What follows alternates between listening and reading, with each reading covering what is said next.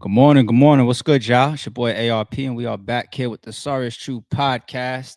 Y'all see the title: Lil Durk denied bond, Daphne burying Diddy, BET Awards recap. We're gonna go over a bunch of stuff.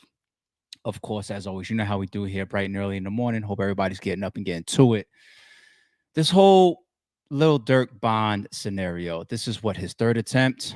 By now, many of y'all may be seeing going around the internet that yes, once again he was denied. But I'm going to pull up the paperwork and break down why he was denied. This has to be the final attempt. In my opinion, I mean, once again, if you're paying this high-powered lawyer to go out there and fight for you, you figure all the way up into your trial. Why not try to get bond? But it comes to a point where it's just like, look what the judge is saying. Look at the terms under why he's denying you. I don't know if it's really worth it at this point to try a fourth attempt. And you guys are going to see why in a second. When it comes to the Diddy trial, okay?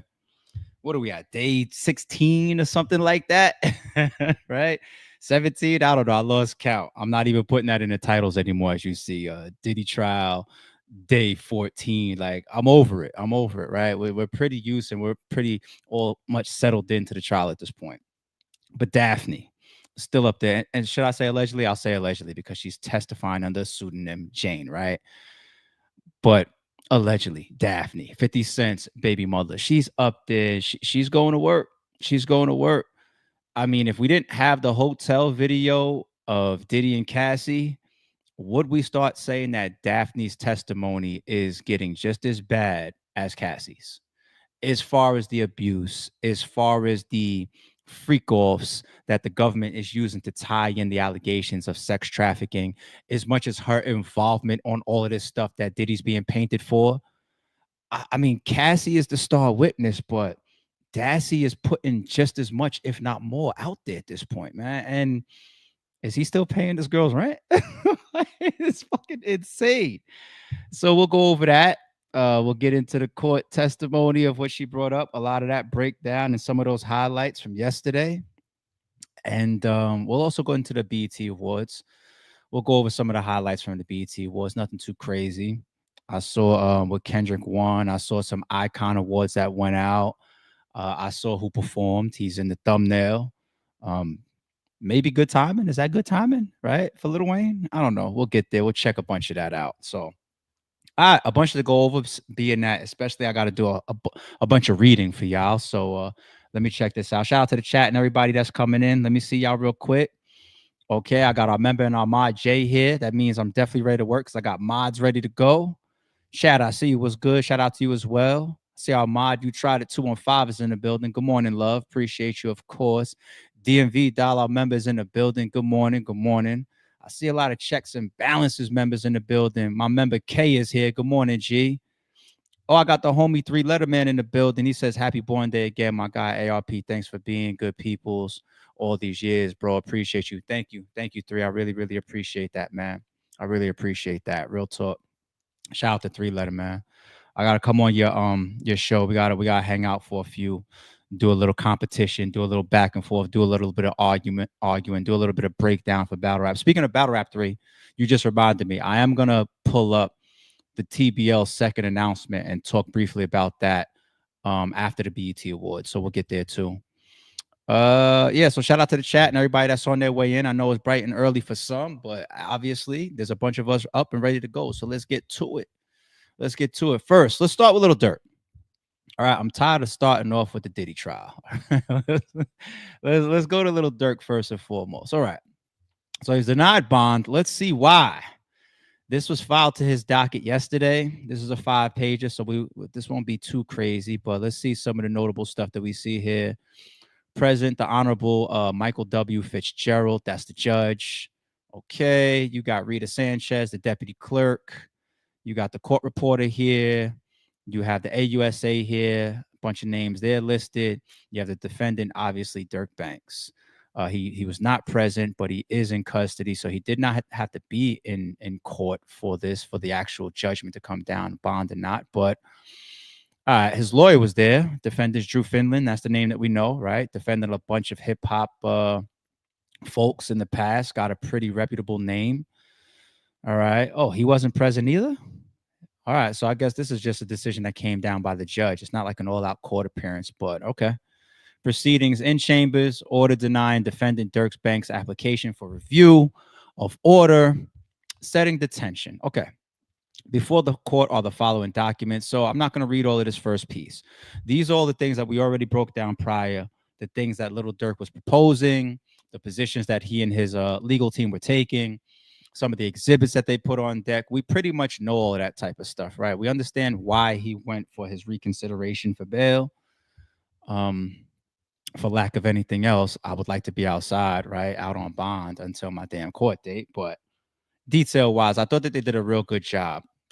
Anybody that missed any of those summaries, very, very good bond package, very, very good security detail and monitoring, stipulations around him, uh, good attack against him not being a flight risk. What else? What else? What else? And the continued attack at the grand jury. You know, some of the stuff that they said was not true in regards to the songs being, you know, altered by fans that they were using in the initial indictment, which was taken out with the superseding indictment. So we know all that stuff, right? All right. Criminal pretrial services reports dated May 8th, 2025, December 12th, 20. Yeah. Okay. Let's go ahead. The court has also reviewed the pertinent case law, including United States versus, and this is a reference here, prior case. The application is boldly denied. Okay. The court finds that the government has proven by preponderance of the evidence that no combination of conditions would reasonably assure the appearance of defendant as required. That is bugged out. We're going to get more to the whole flight risk stuff. All right. The court further finds that the government has proven by clear and convincing evidence that no combination of conditions would reasonably assure the safety of any other person and the community. So also a safety risk. Okay. Are you still a threat to society? Will you do the race as far as skipping out? So they just went 2 for 2 right there, real quick. All right. These findings reflect the court's own de novo review of the entire record. The court's reasoning incorporates the reasoning of the MJ order and the government's opposition and prior opposition, as well as the government's arguments at the hearing. The presumption has not vanished. The sentence is mandatory life in prison without parole, which would make any innocent defendant consider flight as the rational alternative. The flight risk stuff, they're heavy on that. I personally, if you would have gave Diddy a bond, right? I don't see him running. Diddy is up there nodding to the jurors and he's passing posters to his lawyers every 5 seconds. He's being active on his own team. He wants to beat the. I mean, who doesn't? Diddy wants to be outside and he wants to continue the lifestyle that he has been living. The man is in his 50s, but he's still living it up. I never looked at Diddy and said he's a flight risk, but it's not just a flight risk. Are you a threat to potential witnesses? Are you a danger to the community? Will they determine? You know, things like that. And Durk here, I don't, you know, I don't know the man. And as much as I want to jump out there and say I don't see him as a flight risk, I think he's going to sit there and fight it. Well, they're using the potential skipping that he was doing, you know, the day after all the other OTF members got grabbed. So if he wasn't going to take that flight, if they didn't pick him up on the way to the fucking airport, the moment that the indictment came down, maybe this would all be different. But they're heavily using that, man. Like, you are a flight risk. You are a flight risk. And that's the thing. That's the tough position that the courts be in. It's like, all right, we give you bond based on you and your legal team's argument as to why we should give you a nice little bail, let you sit out until your trial date comes around, right? And then if you do anything while you're out, you hurt a witness, you intimidate somebody, you break a law, you do happen to run, you miss a court appearance, whatever, then it's just like we made a bad decision for somebody that is here facing charges that carry life in prison. You saw that we read that. So that's where some of these judgments are coming in. But there's more details. Let's get to it. Nonetheless, defendant is a wealthy and famous musician, businessman, and philanthropist with considerable family ties. Defendant and his wife, India Cox Banks, share a daughter and a stepdaughter. Okay. Defendant maintains relationships with his 7 other children. Defendant is close to his mother, LaShonda Woodward. He thus does not appear to be a candidate for flight. The strength of his community ties is corroborated by his failure to flee during the pendency of the Georgia case. I don't understand that. I think there's more details below that's going to help me understand that, because the Georgia indictment, the shooting, that's not the Georgia indictment. That's the Illinois. I'm not talking about the shooting of Stephen Mack, allegedly, which was the retaliation murder over his brother D-Thang. The 2 shooters that they got, one, and they're in different cells, and one of them's talking to a fucking snitch who's also going to get mentioned in this paperwork. Hold on. That's not Georgia. What is it? The only thing that happened in Georgia was him and King Von. And was THS Bezu with him too? That was the shooting, the Georgia shit, but he beat that. Why is the Georgia case mentioned here? The strength of his community ties is corroborated by his failure to flee during the pendency of the Georgia case. I don't know. That made me think though, like damn, Durk keep getting in trouble, right? All right. Here then, the main reasons that the government has met its burden as to flight along with the presumption and the mandatory sentence. Okay, cool. Let's get to this. The attempted flight. Based on the proffered evidence, the court finds the defendant did attempt to flee abroad after the murder. Damn, they didn't even say after the alleged murder. They said after the murder. What the fuck? Defense counsel quibble with some of the government's conclusions, but the defense has made no showing that the specific trip to Dubai was pre-planned.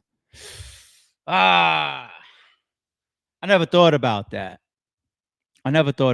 So early on in his arrest, when the indictment first came down and they grabbed him and the other members up, right? They said initially, we think that you tried to just run. There was a bunch of connected flights. It was like from Florida, I think, up to New York, and then over to like Dubai. Like, there's a bunch of connected flights. His legal team came and said that this wasn't fleeing. These was a bunch of connected flights, number one. And number two, this is me taking my faith-based pilgrimage. Like, we have business and religious, type of beliefs that we go over there for. The timing of it looked crazy. Like, all right, yesterday your members just got arrested. Today your indictment opens up, and now all of a sudden here goes these flights. So the time of it does look crazy. You do have that factor of, what are you trying to take me for, an idiot? This is all convenience. But that piece right there, I didn't think about in the past. You never really showed that it was a pre-existing. Now, if I'm Lil Durk's lawyers, I say this is a household name. This is a worldwide celebrity. They tend to travel last minute a lot. Maybe that's a play. But that's one thing that his team, they're stating they never did. They never came around, and maybe they weren't able to, right? They never came around and said, yo, running. Okay, his indictment opened up Thursday. His co-Ds were arrested Wednesday, but you could see these flights were booked last month or 2 weeks ago or 1 week ago. The flights was booked Monday. Okay, Monday flights was booked. His co-Ds arrested on a Wednesday. His indictment opened up on a Thursday. He didn't even know. He was maintaining his flight plans. Never showed that. And that's supposed to be something simple to show, right? How could I be? Yeah. Why has this team never been able to show that? That should be the first thing. You should be able to say, you say I'm running. When did I know that I had a legal problem with you? I'm not talking about my third eye, my eye twitching, as far as me saying like, damn, I keep seeing cars following me and shit. Am I being monitored? He has a song called Monitoring Me, doesn't he? I'm not talking about that. I'm talking about me knowing the government has an issue with me because an indictment was just released. My lawyer called me. When did that happen? That happened on this Thursday. I'm showing you these flights were booked 2 weeks ago. Can't do it. Maybe that receipt doesn't exist. That flight manifest doesn't exist. right? That's tough. And then you have just another common sense question. And I don't know how the fuck I missed this one in the past either. How about this? If you saw that an indictment came down, well, are you aware that the indictment came down? Right. Let's say hypothetically that answer is yes. Are you aware that your co-defendants were arrested yesterday? Say hypothetically that answer is yes. So why are you still trying to take your pilgrimage when you have this legal issue in front of you? Why are you trying to leave where your indictment is being held out of the United States of America? Why are you trying to go to another country? Don't you think right now that should be canceled? Then you focus on this. There's a bunch of common sense shit in here that's just like, if you're the government, you have to make that tough decision and say, I just can't do it. Like, I have no choice but to lean on the side of you were trying to get up out of here. Tough. All right. The court accepts that the defendant has business and spiritual reasons to travel to the Middle East. There is no evidence that he intended to do so that day for any reason apart from the murder and resulting arrest of the co-defendants. Damn. They read this with like no alleges or nothing. They read it like they convicting them in the fucking bond denial. That's new. The inadequacy of the financial conditions. Okay, let's check this. The profit of the defendant's own mother's home and the $150,000 tendered by Niza Al, whoever that is, are very much in defendant's favor. Less so is the $1 million tendered by Alamo Records / Sony Music. No doubt the defendant appreciates the show of support as an artist and a businessman, but there is no moral, whatever word that is, on defendant to prevent a corporation to lose money. Okay, so what they're saying there is the biggest piece of the money that's going up, which is the $1 million by Alamo and Sony. Damn, they're calling him like a potential thief. But there is no moral, I'll switch that word for reason, on defendant to prevent a corporation to lose money. That's a bugged out thing to say to a man's bond attempt. That $1 million, how do I know you're not just going to run off on Sony Music? Do you think I think that you're loyal to saving or supporting Sony's $1 million? No, I want to see you put up the $1 million. That's what they just did. That's crazy. That's crazy because that to a degree says your cosigns don't matter. And we see that happen so often, people. Who was it that went for was it in Little Durk's case? It was a major music exec that went up crying for him and everything. Damn, I forget who it was. They did something for him. It was like crying and stuff. Was it like anyway? But my thing about that is it's like cosigns are supposed to matter. Okay. Sony Music, they matter. If they're willing to say our business dealings and relationship with this particular artist are so strong, we are not ignoring the fact that he might have did some shit on his own watch. We do business with the man. We don't know nothing about his street shit. We hear his music, but that's just all artistry. But as far as our dealings with the man, stand up, trustworthy, business, always abided by his contracts, and we support our artists, even through this type of extreme allegation of murder for hire. So we're going to even put $1 million up, right? If the president stands up and says something on your behalf, if Oprah or Jay-Z or you know what I'm saying? These power figures or these power companies stand up on your behalf and either put up money or make public statements for you. Shit, if that can't matter, what's the point of people running around doing things with people that are voiceless and nameless and faceless and getting things like signatures and petitions done? Cosigns are supposed to matter. But they just threw that shit, that they just threw his cosign right back in his face and said, this look, we don't trust that you will protect Sony's $1 million. That's crazy. All right. The main problem here is that based on information in the sealed pre-trial service reports, the proffered funds are only a fraction of defendant's net worth. Moreover, defendant would still have his intellectual property with which to earn handsome living abroad. Any set of conditions would need to impoverish defendant and lead to the forfeiture of all interest in his intellectual property. What the fuck? People, that is crazy too. See, the flight stuff, y'all know me, I'm fair. The flight stuff, I understand the government's position. Tossing out the fact that it's not his $1 million from Sony, that's crazy because cosigns are supposed to matter. And this last one is bugged out too. That sounds fucked up. That sounds fucked up. It's saying you put up all this big bond package, all this money, but it's not a big portion. Well, I see what they're doing. Okay. It's not a big portion of your net worth. So here we got this bond package here, totals to $3 million, let's say. But we Google your fucking net worth and you're worth 30 million. Okay. It's not even half of what you're worth.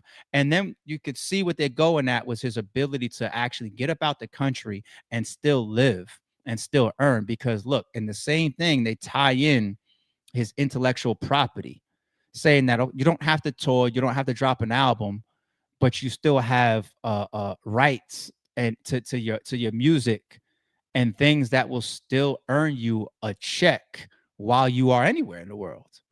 Any such conditions would need to impoverish defendant and lead to forfeiture of all interest in his intellectual property. So what? You wanted him to say, here, I'm putting my intellectual property up as bail as well. I've never heard of that. I've only heard of real estate and money, period. And then other little small stipulations. Won't smoke weed, won't drink liquor, will maintain myself under surveillance and check in and or whatever, right? But mostly money and property. They want his intellectual property put up as well. So just in case you do run, you can't go put your feet up in an island somewhere while you still earning a check off of the music that you made when you was back home. That's new to me. Seeing how the government operates, man, that's new. All right. The inadequacy of home detention. The MJ order understandably focuses on the argument conditions, and as to their inadequacy, the court agrees with its reasoning. If defendant were released, the court would certainly order home detention, electronic monitoring, and the clever private jail security suggestion. It was clever. I always thought that breakdown was immaculate, man. That security company that did a write up for him, I was like, shit, they don't work for Durk, they work for the company. You see the way this shit reads? However, as the pretrial services officer stated in court, ultimately these safeguards would be insufficient. Was the security arrangement would involve an inherent conflict of interest. Okay, once you get to the very last words, I understand. It was definitely a great way that they suggested all the monitoring and security detail around him, but the conflict of interest. And look, I just joked about it. I just sarcastically said, we don't work for Durk, we work for the government. That's what they're showing. They're like, these people, we got all these beautiful things that would make your home jail quantifiable. But at the end of the day, these are people that you're hiring. They're going to be with you, and they have, in our belief, an alliance and allegiance to you. There's a conflict of interest. This is not a security detail full of court appointed officers. You know what I'm saying? This is a privately owned security detail that you brought to the table. So, I'm paying them, nigga. Like, of course, you would think they want to keep their reputation and their business intact. But there was something, now that I think about it, there was something there within the security monitoring proposal where I think they accepted liability. I think they did. What type of liability? I don't remember seeing that. For example, the type of liability that says, if Lil Durk breaks one of these conditions or rules, you can fine us. If he breaks one of these conditions or rules, you could bring charges on us. I didn't see that. And without that type of stuff, look at the words that we have highlighted here. An inherent conflict of interest. Okay? Conflict of interest. Yeah, the same person that runs the lottery is fucking bidding on the lottery. Like, conflict of interest. I get it. All right. All right, let's get to this safety one. As to community safety, the question is much closer. The court must determine whether, on this record, the facts supporting danger are shown by clear and convincing evidence. Wasn't there talk in his docket that we read last year or earlier this year, an alleged witness intimidation, something? It definitely went through the streets. We saw it in the internet streets, but did it make it to court paperwork? I forget.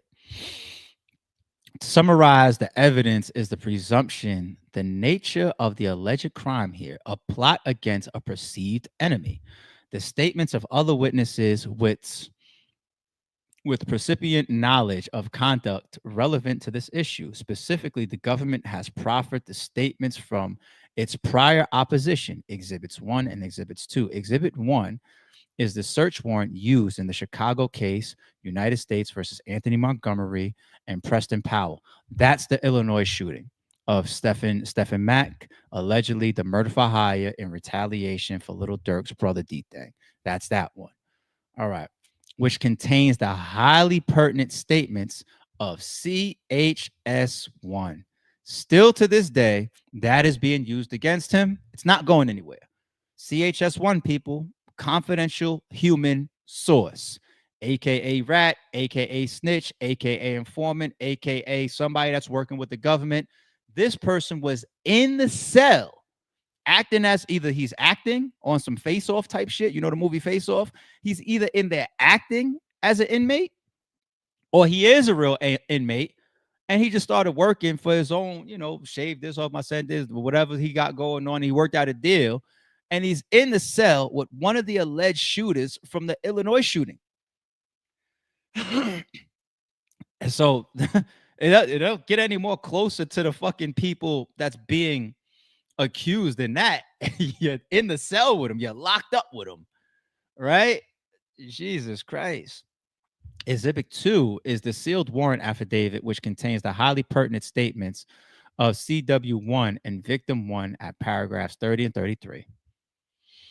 The federal rules of evidence do not apply to bail hearings, and it is custom in this district to conduct bail hearings by way of proffer and without live testimony. All right. The court is mindful that the statements are made by witnesses who at trial would doubtless be subject to rigorous cross-examination based on extensive gigolo impeaching material. That's a new term. Moreover, the court has not forgotten that the proffered transcripts in the Chicago case indicate that the defendant will not be charged in the case with obstruction of justice. Isn't it wild, people? Isn't it wild that the internet, we all ran wild last week with all the headlines hitting saying Lil Durk will not be charged in anything connected to the Chicago shooting. Right? Remember that? Sorry Issue Podcast, we won that one. Because that was the whole internet. Lil Durk will not be charged in Chicago shooting. That is a win for Lil Durk. Right? That's what everybody said. I said, cool. Great update for Durk and Durk fans and his family. Let's pull up the paperwork and let's bring it to the stream. We brought the paperwork up here and I read it and I said, wait. This isn't the court saying, this isn't the judge saying that he has nothing to do or he won't be charged with it. This is what his legal defense is saying in the paperwork. His lawyers were saying Durk will not be charged with that. And he got that because in that paperwork, it always said, not CH1, that's the snitch. It always said conspirator number 1, co-conspirator number 1. They never changed that name to Lil Durk. In that case, they came with a superseding indictment, right? Or it's still the original indictment. Either way, what they asked in that particular case, in that particular update was, do you plan to come with a superseding indictment? And the prosecution or the AUSA side said, at this point, we don't believe we're coming with a superseding indictment. Okay? So what does that mean? if you do not come with a superseding indictment, then co-conspirator number one never gets updated to Dirk Banks. Okay, his name never takes that place in the indictment. Okay, but I scratched my head and I said, number one, once again, that's his lawyer's proposition then for bond, saying, well, if they're not going to supersede the indictment, then his name never gets accused. That's number one. So I was like, all right, that's not the judge saying it. And I said, number two, I don't know what the data when that trial is coming up, but that's just how it goes, right? That's what happened in the Diddy case. All the way up until when the trial had its first day, or when Cassie finally took the stand, the indictment and the docket continued to say victim one. It never said Cassie Ventura. Finally, she got her ass up there. We still got Jane Doe's testifying right now, 50 Cent's baby mother.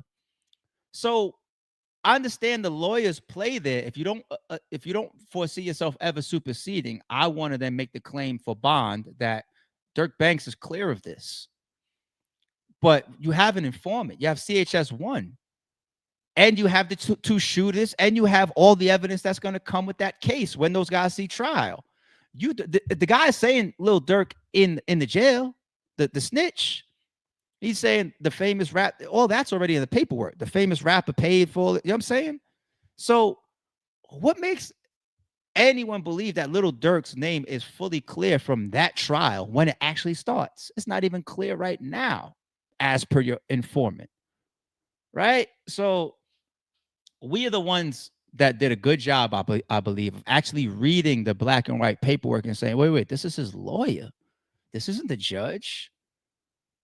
There's logic behind it, but no. Everybody calls to pause there. And look, they're doing it right here. If he has nothing to do with the Chicago case, why the fuck is the judge right now in this paperwork for his bond denial referencing the Chicago case 50 times? All right, Sorry It's True podcast. So we definitely got ahead of the curve on that one, and they're doing it. They're doing it all over the place right here.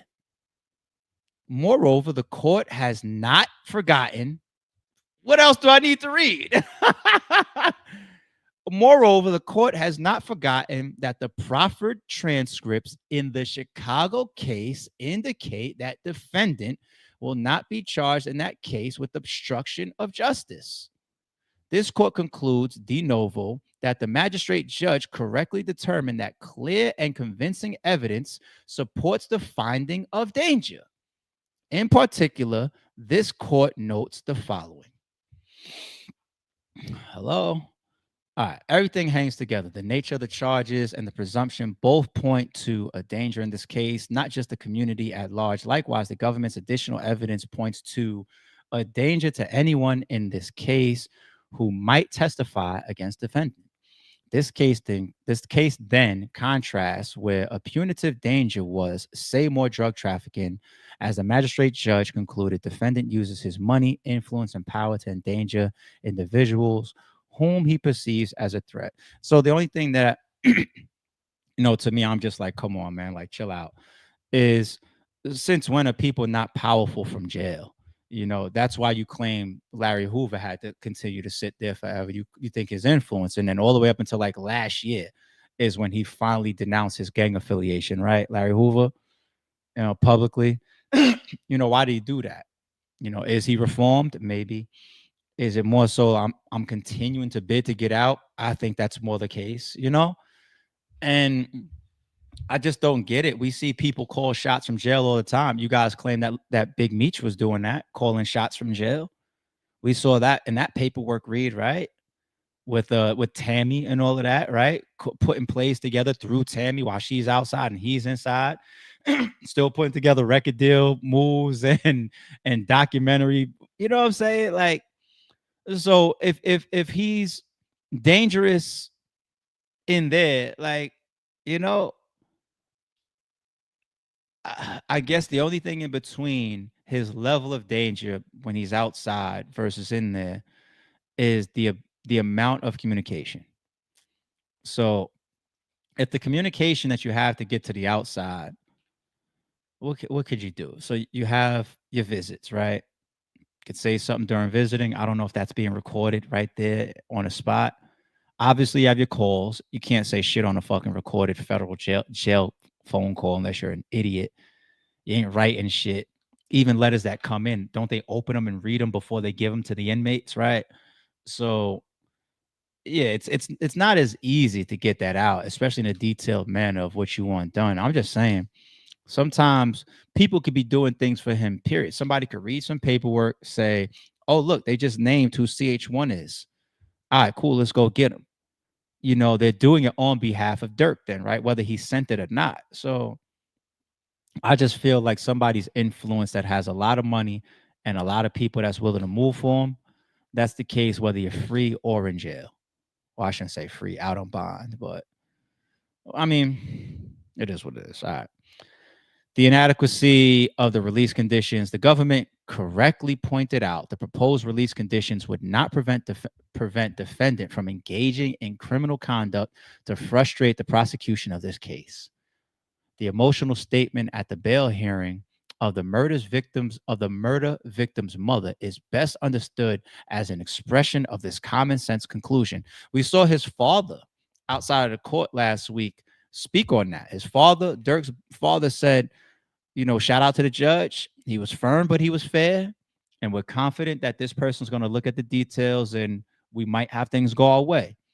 And they also had a video. They asked Drew Finland on camera, how do you feel about the victim's mother? The emotional statement that she made in the court. And Drew made he gave the right answer. He said, I sympathize. I understand. This is a mother that lost her son, definitely sympathetic towards that situation, but we do not feel like that's going to affect the decision on this bond. What we see here, as per the judge and the courts, it absolutely did. It absolutely is a factor that they're calling out here. And Drew had nothing else that he could have said, because if you word that response the wrong way, you damn near claim responsibility, right? They even try to trap people with stuff like that. You ever see the situations where they try to trap somebody by seeing if somebody will be apologetic? They did that in The Wire, right? To Avon's nephew. Before his lawyer got there and picked him up, they asked him to write a letter to the family. They guilt tripped him. Like, so this person lost their life, blah, blah, blah. Look, I know you didn't do it. Oh, you may not have been involved, but why don't you just go ahead and write a letter to the family expressing your condolences? That could be used against you. Anything you say and do, the do is the writing.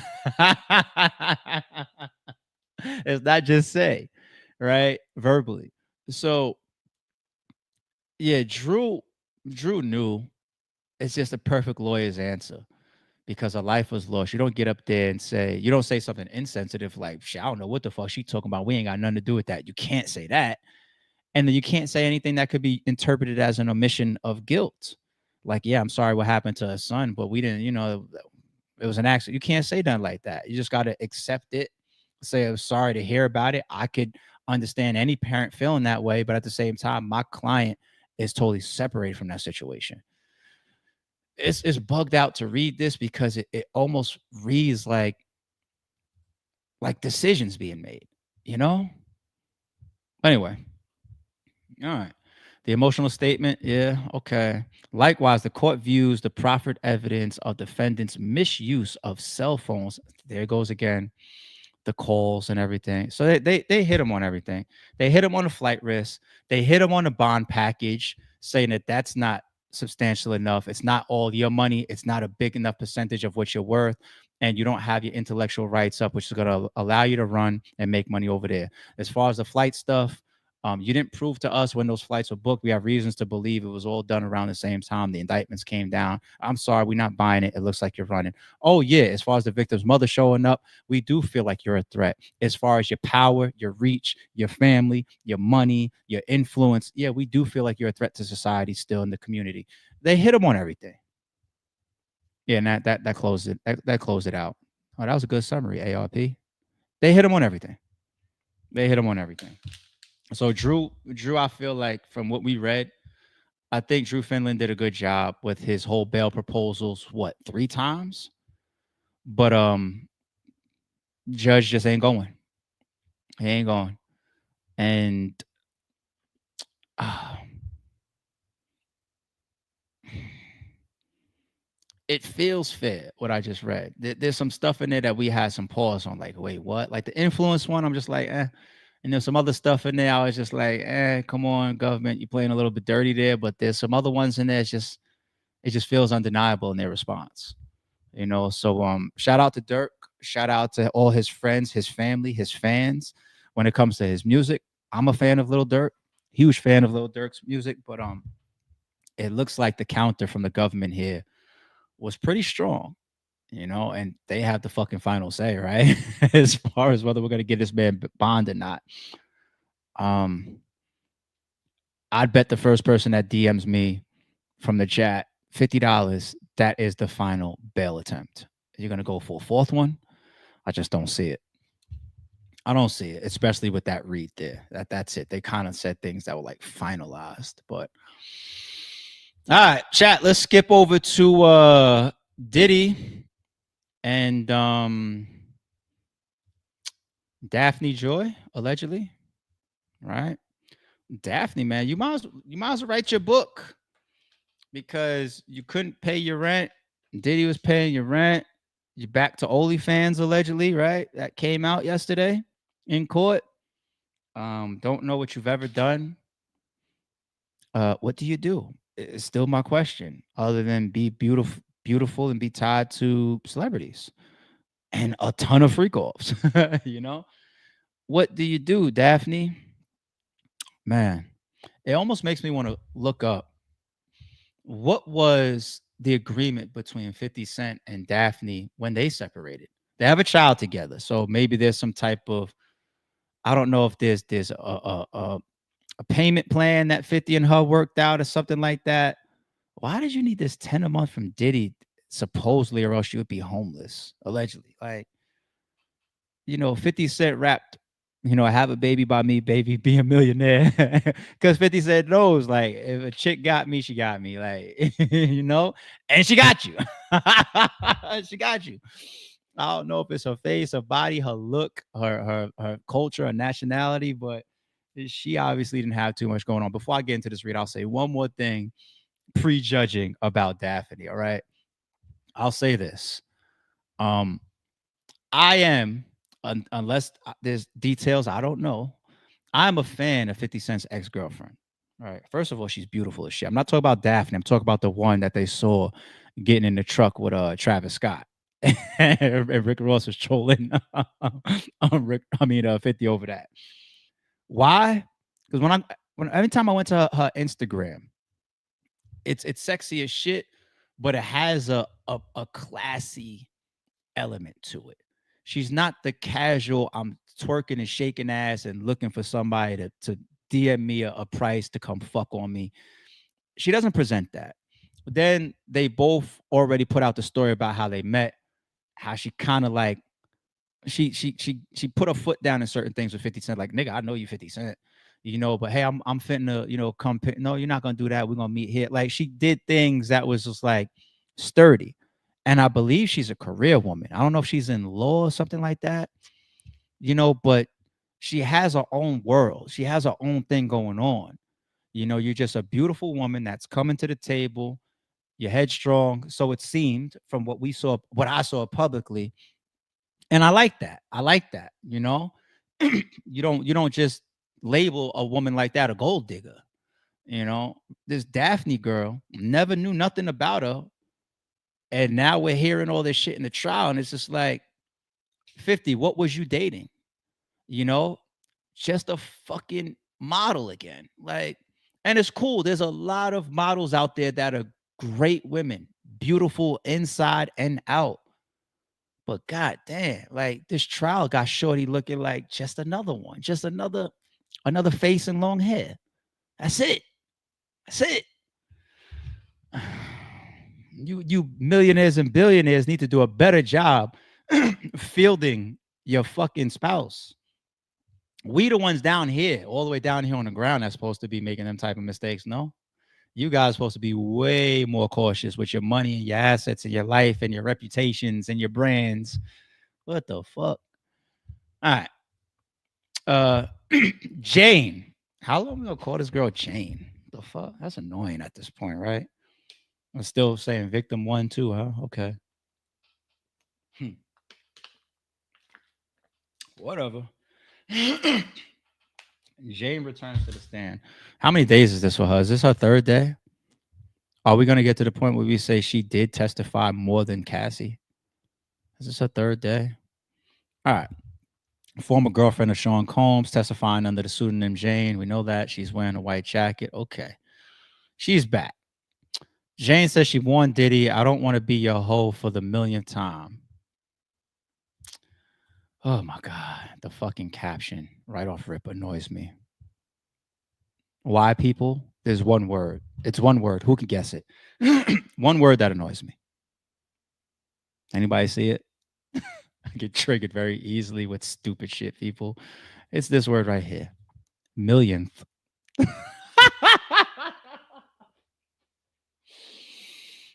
Millionth. Who's got to tell somebody a million times? Now we know that there's sarcasm there, right? I got to tell you a million times not to do that. Put it down. But I don't want to be your hoe. You just keep saying it, huh? All right. As Jane begins giving evidence, she is being asked questions by prosecutor Maureen Comey. Comey asks her about the yacht trip to Miami. Sounds nice. Jane said, I'm trying not to be an asshole, people. My bad. And Jane says she had agreed to partying at a hotel night for 2 days, after which Diddy had promised he'd take her on the trip, but says it never happened. God forbid. She says she later saw on social media that Diddy had taken the trip with another woman. She describes being upset after hearing Diddy boast during a podcast about how much sex he had had with his girlfriend on the trip, but says Diddy was dismissive about her concerns. So you heard the podcast. He snitched on himself. He's bold enough to say that on the podcast, knowing he's got you back home. What'd you do after that? What'd you do? You left, right? And the story ends right there. What are we doing all this, the whole building up to the climax for, so I can see the end where he jumps off the edge and he saves the world and all that type of shit? I don't need to see all of that, right? Story ended right there, right? No? Yes? No? All right, well, let's see. Had to end there. No? Any self-worth out there? Maybe, maybe not. Jane says she later texts Diddy saying, I don't want to be used and locked in a room to perform and fulfill your fantasies. That sounds a little text message savvy, right? Diddy, wake up. This is a save screenshot type of text message. I don't want to be used and locked in a room to perform and fulfill your fantasies. Locked in a room. Yeah, that's text message savvy. You got to get another one at this point, Diddy. I'm sorry. You got to leave her alone.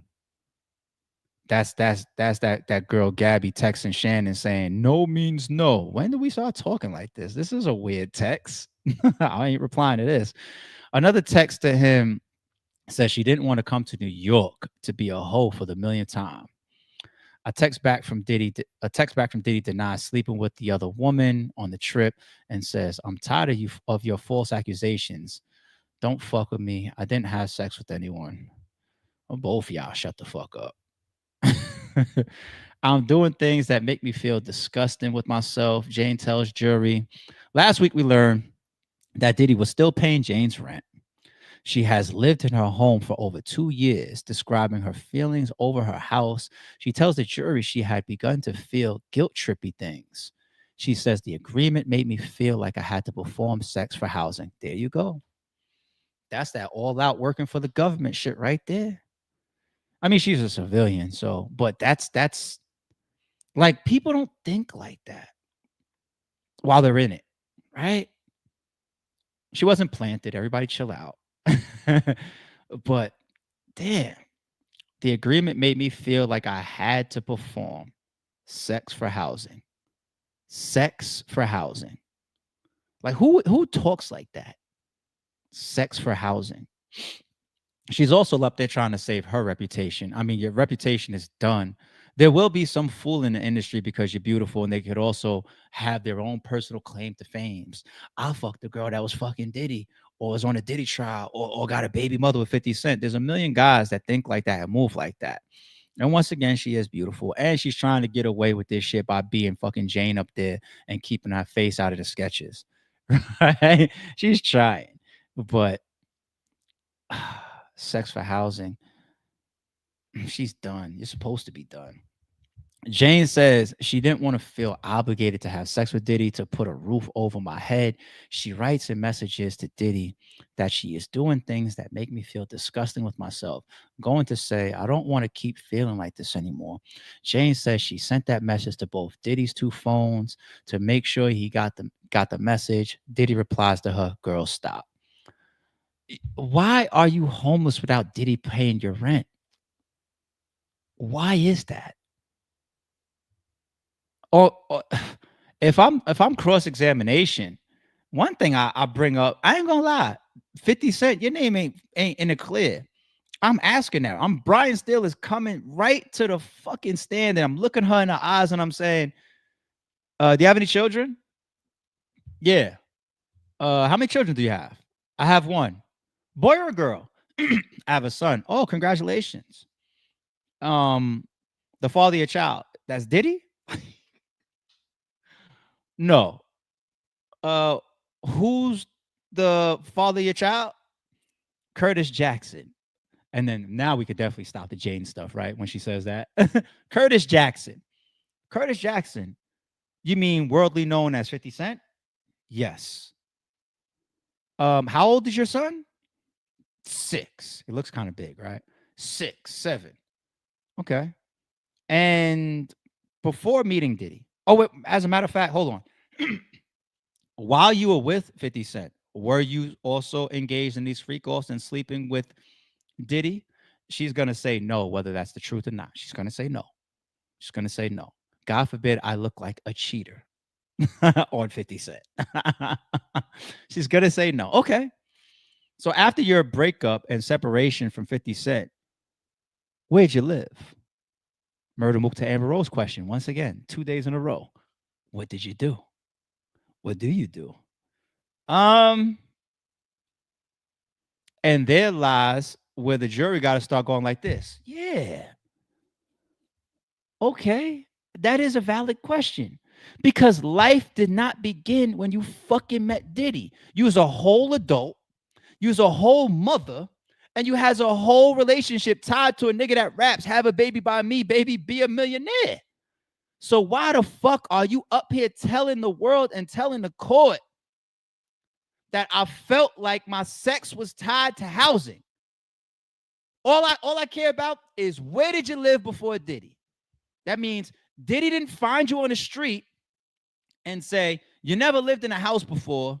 I'm going to put you in a house, 10 grand a month type joint, marble floors, granite countertops, marble countertops, 3-head showers.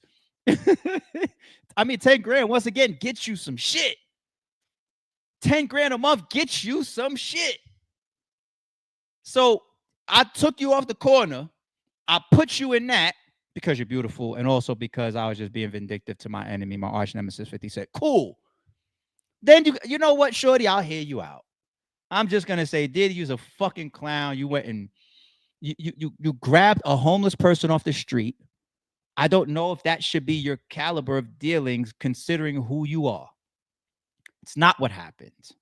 It's not what fucking happened. I want to know what. You know what? Fuck it. Fuck it, people. Let me do it real quick. Let me see if I can just find anything that just what do I type in? What is the arrangement between 50 Cent and Daphne Joy post separation?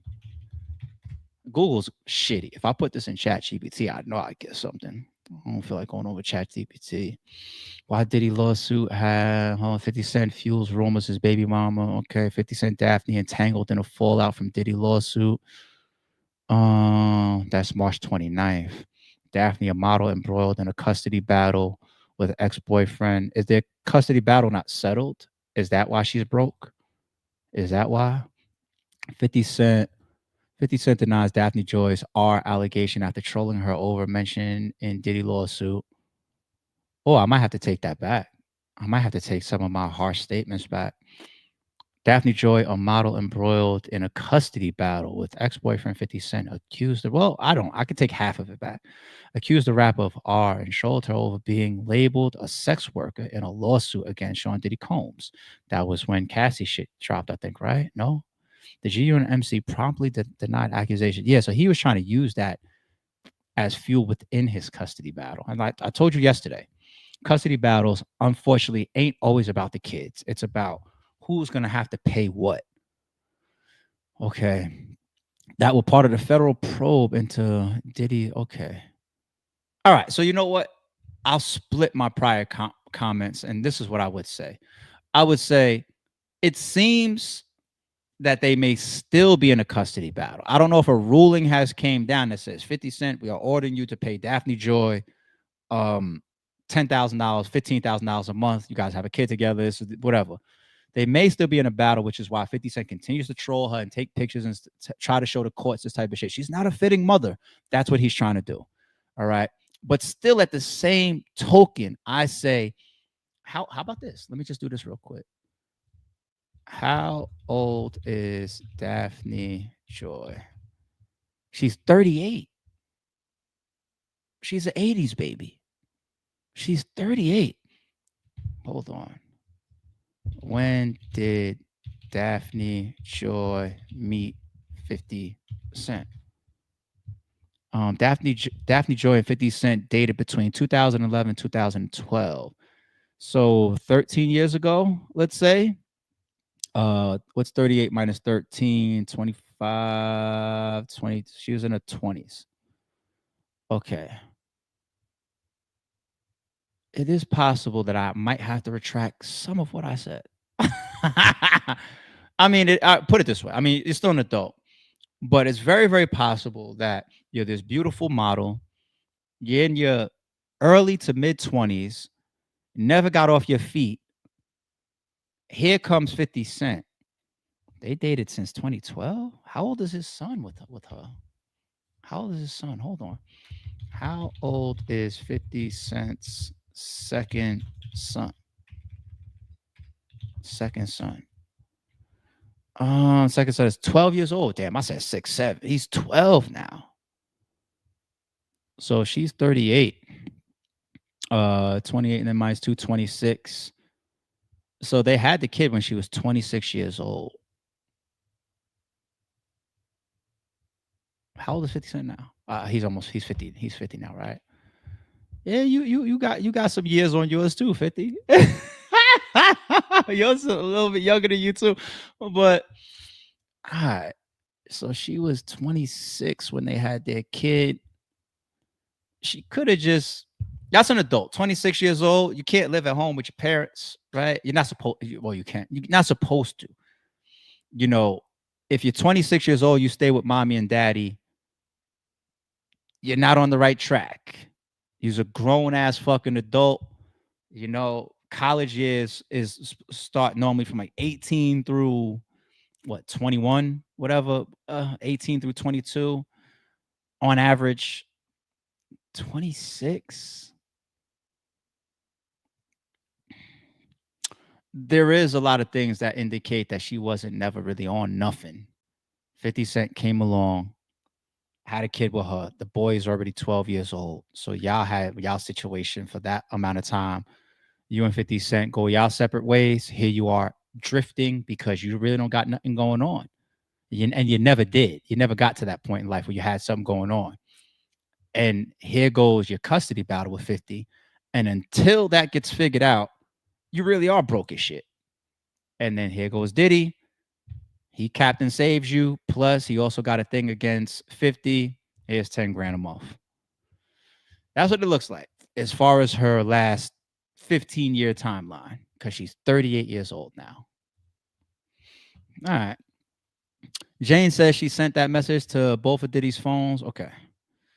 All right, what's this one? Jane describes sex with cowboy wearing heels at the Trump International. This was a sex worker scenario here. You know, just her continuing to get on the stand and talk about these freak off sessions, right? She says she felt discomfort about having such nights sprung on her. She says she went to have sex with the same escort in Miami too, as Diddy had been very happy with his performance. He's a fucking freak. But we knew that already at this point, right? She says sprung. That nigga Diddy was so comfortable. He got to the point where he would just, you would walk in and an escort would already be in a room. Like, damn, I thought this weekend was just us, babe. What the fuck? He's like, what?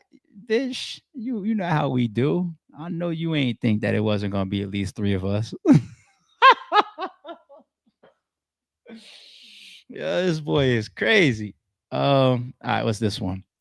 I'm not a porn star, Jane told Diddy as she reached the breaking point.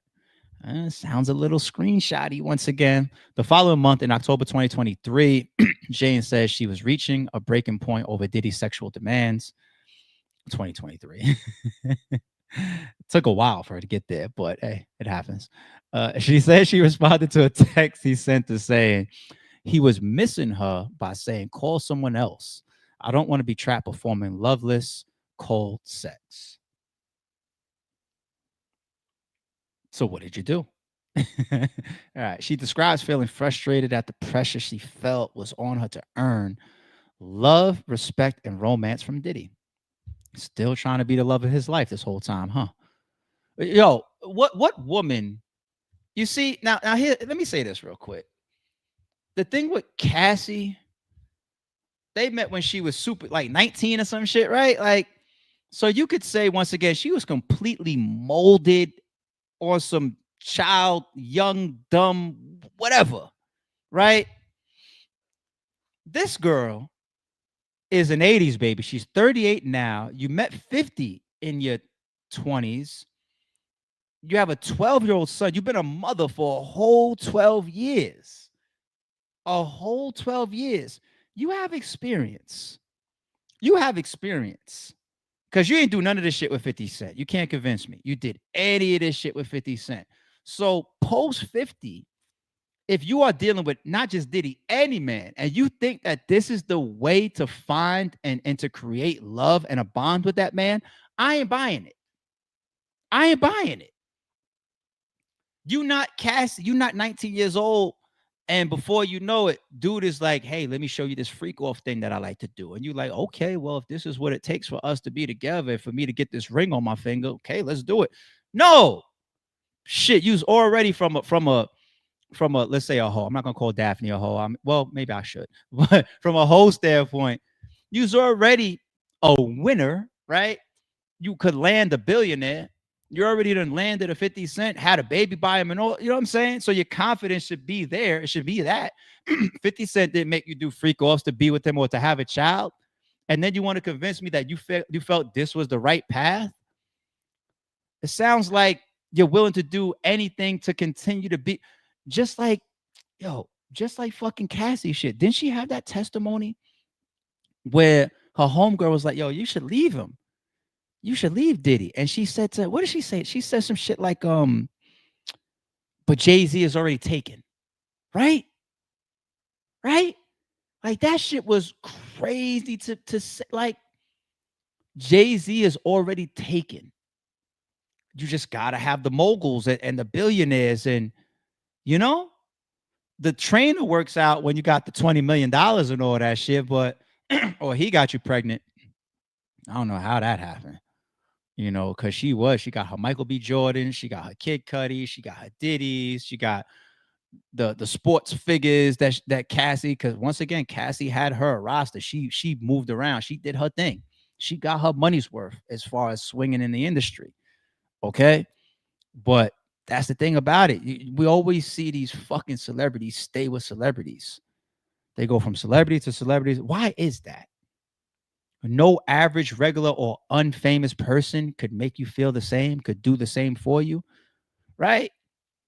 And so you went from 50 to Diddy, and you decided that you had your mind made up. Everybody stop trying to tell me that Diddy, he just had y'all under some fucking psychosis or some shit. Like, no, shorty. You are an experienced young woman. This is what you went through with 50. Then you got the Diddy, and you allowed him to freak you off because you were expecting a payoff. Just like Cassie, it's going to lead somewhere. It's going to lead to a ring. It's going to lead to a baby. It's going to lead to me being his primary, his only. That's why I'm upset when I see him on a fucking yacht with another woman. That you're taking that, you're accepting that shit. All right. What's this one? I'm not a porn star. All right. She told Diddy she wanted to stop having sex with other men, telling him sex is sacred to me. And that doing drugs and performing sex for days was creating a war inside of me, the court says. All right. Screenshotty text once again. If your body is so sacred, if sex is so sacred to you, you don't even have the first freak off, let alone 10, 20, 30, 40 of them bitches, to the point where the nigga don't even tell you no more. He just pops them up on you. All right. Jane describes being treated like an animal by Diddy, who she says would love bomb her to get his way. What is that, gifts? As court resumes, Jane, who previously in a relationship with Diddy, tells the jury she hit a mental and spiritual wall when she realized all he wanted from her was sex. She says he would spend the day love bombing her, which she describes as showering her with love and affection when he wanted a hotel night, and says it was overwhelming. In the text, she tells Diddy she's not trying to fuck strangers to fulfill your fetishes. Going on to tell him, you treat me like an animal, she says Diddy called her crazy many times. In further messages, she accuses Diddy of taking other women away on trips and dates while making her do all the dirty shit. So what are you doing about it? Those are probably the ones that's not down to freak off, or that he hasn't exposed to freak offs yet. When it's time to freak off, I know who I can call because I got them doing this shit. Oh my God. Jane says she went on to ignore his calls and shows the court's text in which Diddy says he's coming over, repeating, "Are you going to let me in the house?" 5 times. All right. Well, at least he didn't break into your shit the way he did Kid Cudi, allegedly. Absolutely terrible night. Jane says she threw up after sex with 3 men. Jane describes an evening where she says she had sex with 3 men at the Hermitage Hotel, a luxury hotel in Los Angeles. She describes it as a sobriety party because she says she did not want to take drugs. She says she can't remember the name of the first man she had sex with, but says the second man was called Paul and the third Anton. She describes throwing up after having sex with them and says Diddy came to her and said, "You'll feel better now," before telling her to return to the party. She describes feeling absolutely terrible by the end of the evening. You went too far, baby girl, Diddy warned Jane in a text. After the sobriety party, Jane says she felt violated and pushed to the edge, warning Diddy, "I'm not Gina or Cassie." What do you mean by that? I'm not Gina or Cassie. Okay. She later sent a text telling him, "Don't call me, don't text me, I'm dead to you." She says she feels her home, for which Diddy paid the rent, was being used as leverage against her, and accuses Diddy of making her sick at the sobriety party, where she says she got a UTI, or which is urinary tract infection. Jane says Diddy told her in a message, "You went too far, baby girl. Going on beauty going on. Beauty is we don't have to do anything we don't want to do. Don't want anyone to threaten me. You should do the same." So at least he told her that. At least I got a text saying that to her. She says she took that as a threat, warning that he would release himself on his responsibility to pay the rent on her behalf. Ugh. So he says beauty is we don't have to do anything we don't want to do. Don't want anyone to threaten me. You should do the same. So he says that. And you say, "Hey, court, the way I interpreted that is that you're about to stop paying my rent." She's insane, B. Oh my god. Yeah, these fucking yo, man. How is Diddy reacting in court? I don't care. I know how he's been reacting to the point where he's nodding at jurors and got in trouble by the judge. He's very involved. We know that already. Jane says she's still trying to figure out if she consented to hotel nights. What?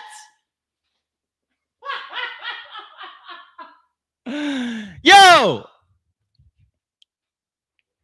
we said time and time again, the defense's main narrative and theme has to be what people, the C word, consent.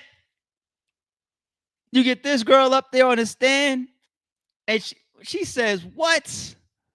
Jane says she's still trying to figure out if she consented to hotel nights.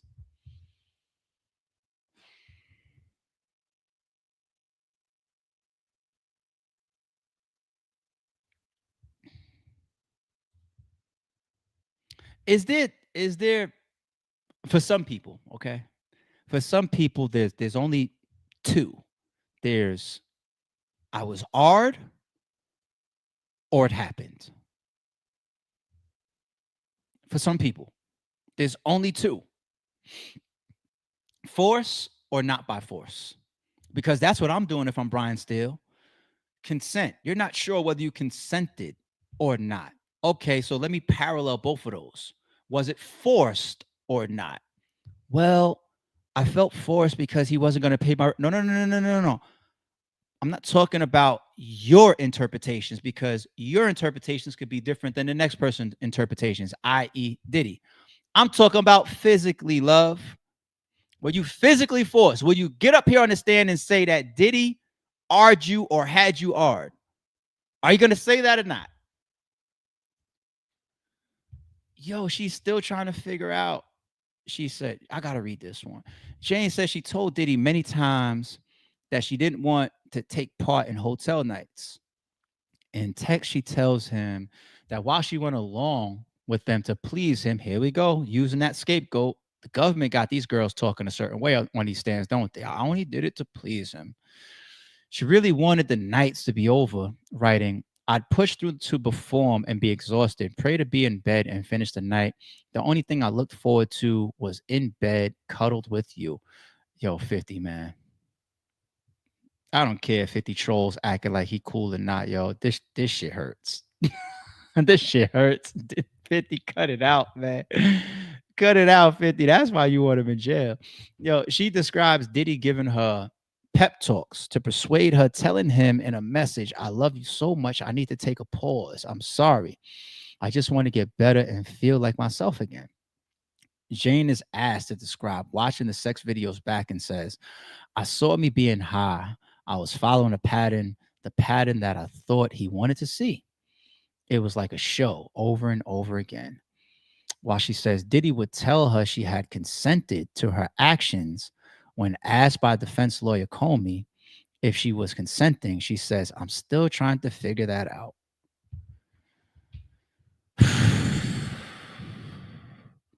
Tearful, Jane fainted when she learned of Cassie's lawsuit. Jane describes learning about Cassie's lawsuit, which she filed in November 2023, saying, I almost fainted. In fact, I think I did. You don't know shit about yourself, do you? I think I did. Now crying, Jane says there were 3 specific pages of the lawsuit which she was really struck by because of the harrowing references, which she says mirrored her own experience. Yeah, that's why you got sick because you read that shit out of curiosity. Curiosity killed the cat. Let me see what the fuck damn he did. Cassie, whatever, boom, boom, boom, boom. And you read the baby oil, the candles, the freak offs, the drugs, the pill popping, the escorts that came in, even the same hotels. Like Trump, we used the same suite. That shit. Cassie shit said floor 86. That's the same floor we was. That's why. That's why you read that shit and you was like, oh shit. This nigga did this shit with other bitches too. Yeah. Once again, it's just like watching the Cassie video and trying to tell yourself this is the first time he ever hit a woman. If Diddy is doing this shit that you was like, damn, I throw up after it. You want to then look in the mirror and tell yourself, he's never done none of this shit before. He's probably in there acting like a pro with you, directing movies and all of this type of shit. He's got the fucking IV drips, the soap, the sobriety parties, to fucking rebound and all this shit. He's got this shit clockwork. And you the first. I hate a naive ass, stupid ass acting, save me ass, damsel in distress ass woman, B. Because them some stupid ass women, you could tell what? This is a stupid hoe, yo. I'm sorry. And this is what these women are doing to me, man. Like, as much as I despise Diddy as a person, reading this shit is just like, damn, you kind of want to fucking vote in the direction of Diddy, because you're just like, I don't accept nothing that Diddy is doing, but I can't accept that shit neither. And I'd rather y'all just all be outside doing what y'all want to do in the privacy of y'all own fucking homes. I still am not able to convict this man off of this shit. These chicks is these hoes is crazy, B. Hoes. I've been nice enough, yo. These some fucking. I've been nice this whole time, B. I've been respectful. I've tried to keep it politically correct. These some fucking hoes, y'all. There, I said it. Now I could remove that boundary for me for the rest of the streams going forward. These some fucking hoes. Y'all some money hungry, lifestyle chasing. All I got is long hair and a pretty face and a pussy ass hoes. They some hoes. Gotta call a spade a spade. If this ain't a hoe, what's a hoe? If this ain't a hoe, what's a hoe? Y'all definitions of a hoe must got a lot of fucking leeway. A whole fucking clear path runway before you call somebody a hoe then. When do you start calling somebody a hoe? How long do I gotta wait before I could call this girl a fucking hoe, B? You are being hoed the fuck out. Hoe actions. If you wake up one night, ladies, and you think like, damn, I did some whole shit last night. It's cool. It's okay. you could have a whole action. You know what I'm saying? The sustained lifestyle and actions of it. You are now classified. You are living the lifestyle and running consistently the actions of a fucking hoe. Use a hoe. I could use the women or the guy, either side. Ladies, if this was your man in this paperwork, would you wife him after? Fellas, if this was your girl in this paperwork, would you wife her after? Nah, you would say, I ain't fucking with no hoe. No money hungry. I don't do nothing but walk around and jump on back page here and there and try to model for the next billionaire. It's a fucking hoe. And you're not worth shit. You know what I mean when I say worth something? Substance, or bringing something to the fucking table.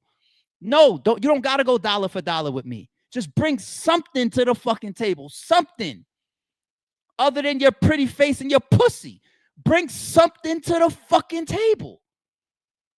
What are these women bringing to the fucking table? You know what they bring to the table for the Diddies of the world? You weak enough to do the shit I want you to do. If I take a room full of 100 women, I'm Diddy, so I know money is power, and I definitely got some charisma and some game to me. He's definitely sweet talking a lot of these women.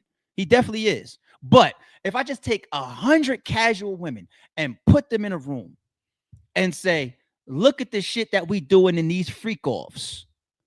Are you down? Even if I'm trying to be sparing with it, at least 60% of them are going to be like, nah, that's not my cup of tea. At least 60% of them. The ones that are down, you know, want to know the ones that are down that start to entertain it? What comes with it? What comes with it? Because I still remain with the opinion. I couldn't get Daphne to do this shit for this. I couldn't get Cassie for 10 or 11 years to do this shit because I'm not giving you the type of shit that's still making you smile in the studio with Nipsey and Diddy and Lauren London and all that shit, or smiling for the camera sitting next to Rihanna. I can't give you that shit. You know what I'm saying? I can't give you $10,000 a month for your rent. I can't give you that. So you're not going to give me the freak offs. You're not. That's what you bring to the table. That's why when he's taking these other trips, you like, I'm getting mad because he didn't bring me. I wanted to go to Turks. He got some other chick with which you are there for. And I'm pretty sure there's still awesome emotions being exchanged. You can't convince me that Diddy don't care about these girls to some degree. I know he likes them to some degree. I know he does. Whether he's in love with them or not, Cassie he loves. Can't convince me of nothing different. That's why I still say, like, taking a woman you love and that you got on Front Street and red carpets with you, and you publicly claim this is me, this is my woman, and to have her getting turned out by all these other men, the cuckold world is y'all do y'all thing. Everybody got their own cup of fucking tea. Daphne, I don't know if he was in deep with Daphne the way he was with Cassie. I think he fucked with her enough, but girlfriend level or not, that's what you bring to the table. And the moment I try to give these women a pass is the moment that I tell all the other women in the chat, y'all are too stupid to see what she's claiming she didn't see. She's still trying to figure out. I'm still trying to figure out if I consented or not.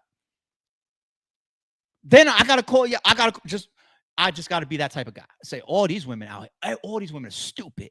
All these women, you could sell sand at a fucking beach to the average woman. I would have to be that guy then. I don't believe that. I met a lot of fucking women in my lifetime that they wouldn't be confused about what's happening.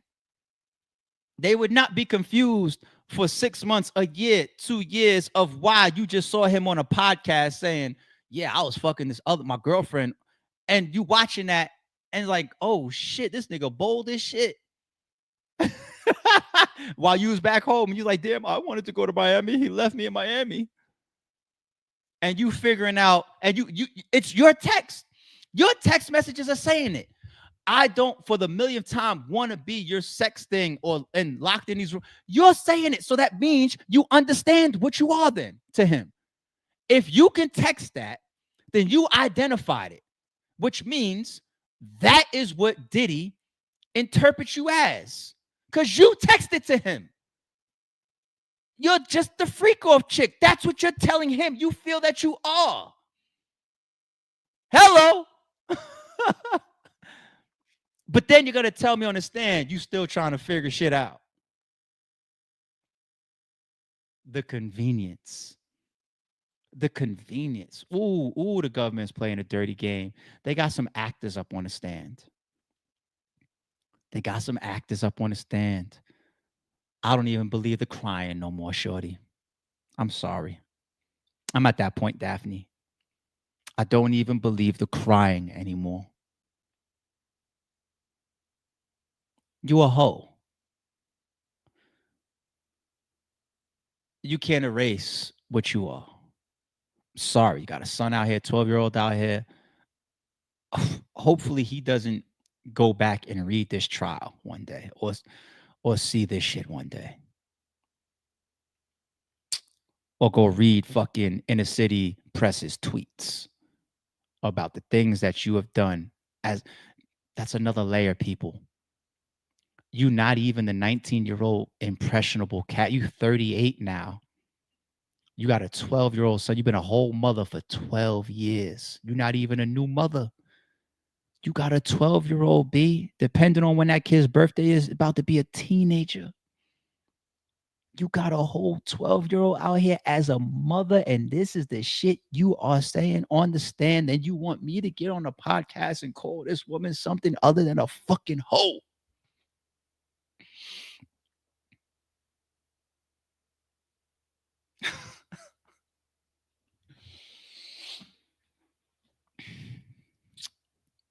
I want to be this classy model that is respected by a man. But for the right circumstances, i.e. right price, I will be your hoe. That's what you are, Daphne. Okay? Have a baby by me, baby. Be a millionaire. Almost fainted when she learned Cassie's shit. All right, whatever. Record a phone call played to the jury. Ahead of the lunch break, the court is played audio recording of Jane and Diddy talking on the phone days after Cassie filed her lawsuit, with Diddy telling Jane, "We did these things together. Like, you know, I can't go back. Trying to be there for you." Okay. He also tells her, "Let's go through this together. This is something we have to do together." You know what I'm saying? Oh, so he's claiming her as his support woman when the Cassie shit drops. So this is the main at the time of the Cassie footage coming out. This is the main chick. She is in full belief and she is being talked to and told that she is the girlfriend. And whether he's actually taking that real position or not, you are the main. Okay. The call was made on the phone of Diddy's chief of staff, Christina. Diddy asked Jane if she is recording the call. She which to which she replies, "I'm in my bathtub. I would never do that." Well, that was a lie. Jane said she didn't understand why he was asking her about recording. She didn't know the conversation was being recorded, or maybe it wasn't her, and was absolutely not recording it herself. No, that's her quote. Combs tells Jane, "I will be praying for you," and says he needs her friendship. Lunch break. And then when we get back, Diddy was the only one who understood shameful dark secret, Jane tells court. What secret is that? Let's check this out. Jane says that after Cassie filed her lawsuit in November 2023, she didn't see Diddy again until February of the following year. She describes them as being in a break. Okay. All out relationship, a break. Okay. 4 months. In one message shown in the court, sent in December 2023, she writes to Diddy, "I'm crying. I am so troubled by this. I don't want to do those nights with you, hire prostitutes, and stop emotionally hiring women that love you." Oh, shit. People, did you just read this shit? Did you just see what I just read, people? My bad for not having it up on a big screen. Did y'all see this shit? You see this shit? Did you catch that? They were in a break starting November, and she didn't see him again till February. She described them as being quotes in a break. But then in December, you text, "I'm crying. I am so troubled by this. I don't want to do those nights with you. Hire prostitutes and stop emotionally hiring women that love you." She writes the word prostitutes. Dude, if I'm going to be conspiracy, I'm going to say at this point, y'all are working. Y'all are already engaged by the government. These text messages seem fueled. I ain't gonna lie, people. I don't do the over conspiracy stuff. I know there's a new video that just came out by TMZ. I gotta watch it about the fifth 9/11 plane and all that. I'm very open-minded. I'm not super reachy, but I love applying logic. And this logic right here, November through February, y'all didn't see each other. Y'all were on a break, as to your own quote. But in December, you text that with the word prostitutes in it. "I don't want to do those nights with you. Hire, hire." Even the word hire. Let's be literal, word for word, people. Even the word hire. She's working. She's with the government at this point. Hire prostitutes and stop emotionally hiring women that love you. She's working. I'm convinced she's working. She is working. You see, shit like this makes you feel like, Diddy, use a piece of shit, but you are being set up.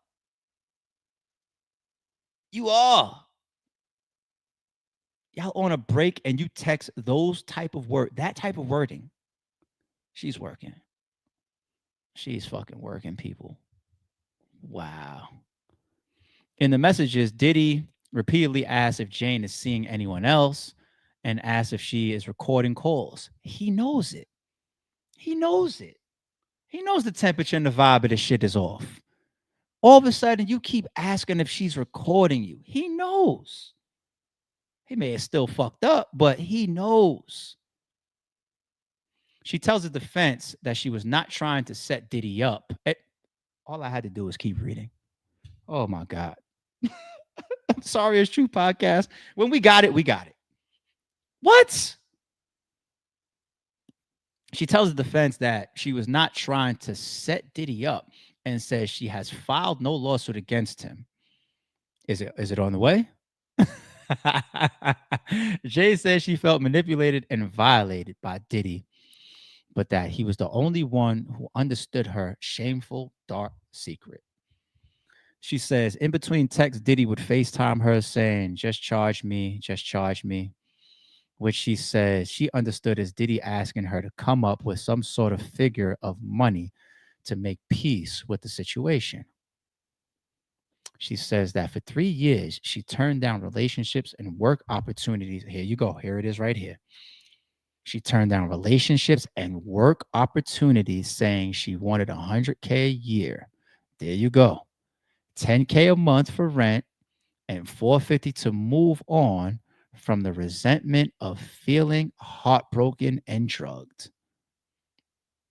Is that 450 supposed to be 450,000 to move on from the feeling of resentment? When people break up, especially early on, there's resentment towards each other. I feel like you did this. I feel like you didn't do that. There's resentment. Time will hopefully eventually heal resentments that you have for somebody that things didn't work out with or things ended poorly. Resentment. Some people have lifelong resentment. Hey, go see a fucking counselor or move the fuck on or find something else or find somebody else. But resentment. Once we start translating resentment to a dollar amount, emotions now cost money. Emotions cost you money, people, in today's world. It's crazy.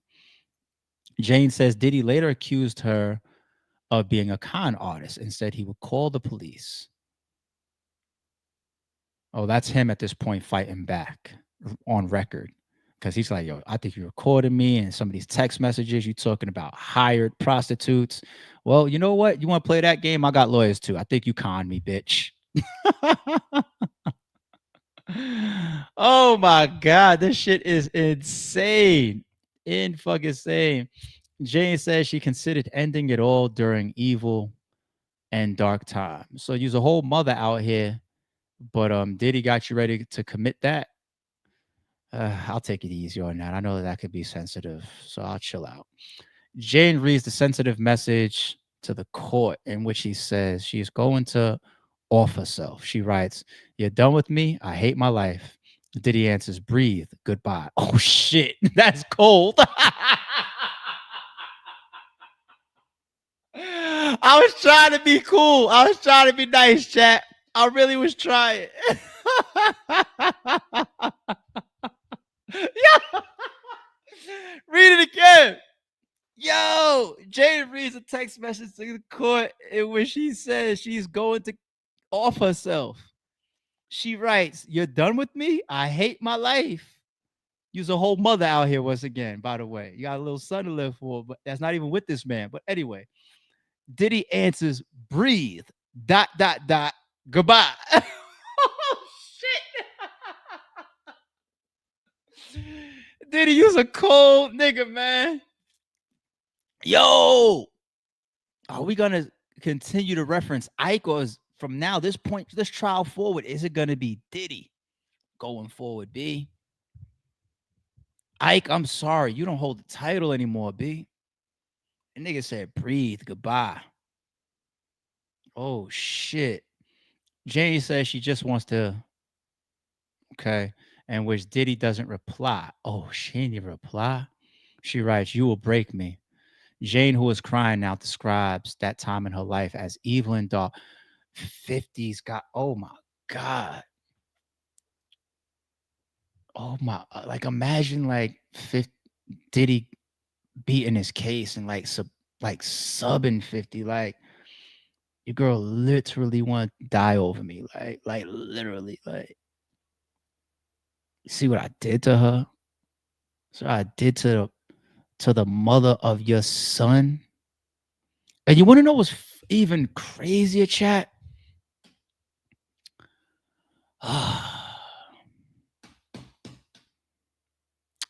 The relationship of 50 Cent and his son Marquise, right? The one that fucking looks exactly like him. His son is like 27, 28 years old now, right? A father-son relationship is supposed to be one of the most important bonds in your lifetime, and it failed. Why? You can paint that picture a million different ways. Some of us were actually happy for 50, even though it's just like you dish your own son and your son dishes you and that whole relationship. I try not to judge because that's father son. Try not to overjudge. I was very critical when his son was coming out talking about like X amount of dollars per month ain't no real money. We all killed Marquise for that. I remember that. That was like last year, 2 years back. We went crazy when he was talking that stupid shit. But part of me, I don't know about everybody, part of me kind of felt happy for 50 when he had his second child, right? Because you could almost look at the situation between you and Marquise, and it's like you could have all this going on for yourself, all these businesses and movies and TV shows and albums and success. And number one, you want somebody like your son or your daughter to hand it to, or it's a big piece of love. You become a little cold. 50 Cent already grew up cold, right? He already described his upbringing and how he had to move to survive, right? And then here you got somebody that you can actually give unconditional love to. You couldn't give it to any of your baby mothers. You can't give it to any of your homies. This is a person you can give unconditional love to, your child. And you actually ended up to a degree as being enemies with your firstborn. So when you have the second one, this is an attempt or an opportunity to have that, all of that, you know? But the woman that is never going anywhere in that equation has this tie to your enemy. Like, they still have to see each other, right? Like Daphne and 50 Cent, they still have to cross paths. They have a son together. That nigga 50 can't catch a break when it's time to talk about starting a family. He can't catch a break. You know what he gotta do, man? Just focus on Shorty. Just remove all thoughts and energy with this Daphne hoe, and just my son got nothing to do with this hoe's activities, B. He ain't got nothing to do with it. Me and you, man, till the wheels fall off. Me and you. I do hope that 50 gets full custody of that child. I'm not trying to take a son from his mother. I hope that she still has the ability to be a proper mother if that's what she is capable of doing. Right? Never want to remove a parent from the child.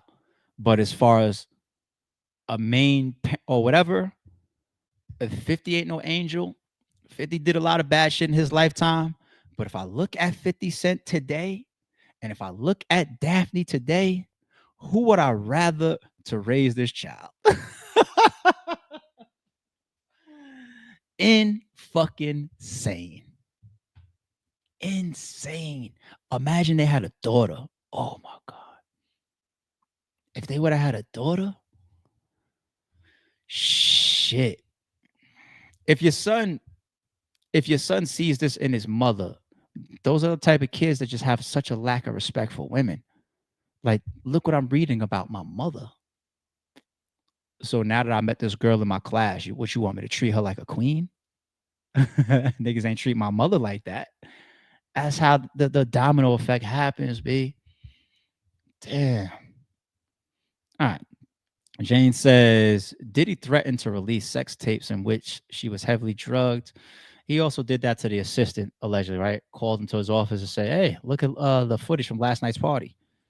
You know, that's why a lot of people when his houses got raided were assuming that the whole world was going to see a bunch of celebrities and LeBron and all people on some wild tapes doing drugs and sex parties and shit, you know. But using it as leverage, I do believe that Diddy did those things, allegedly. I do believe that.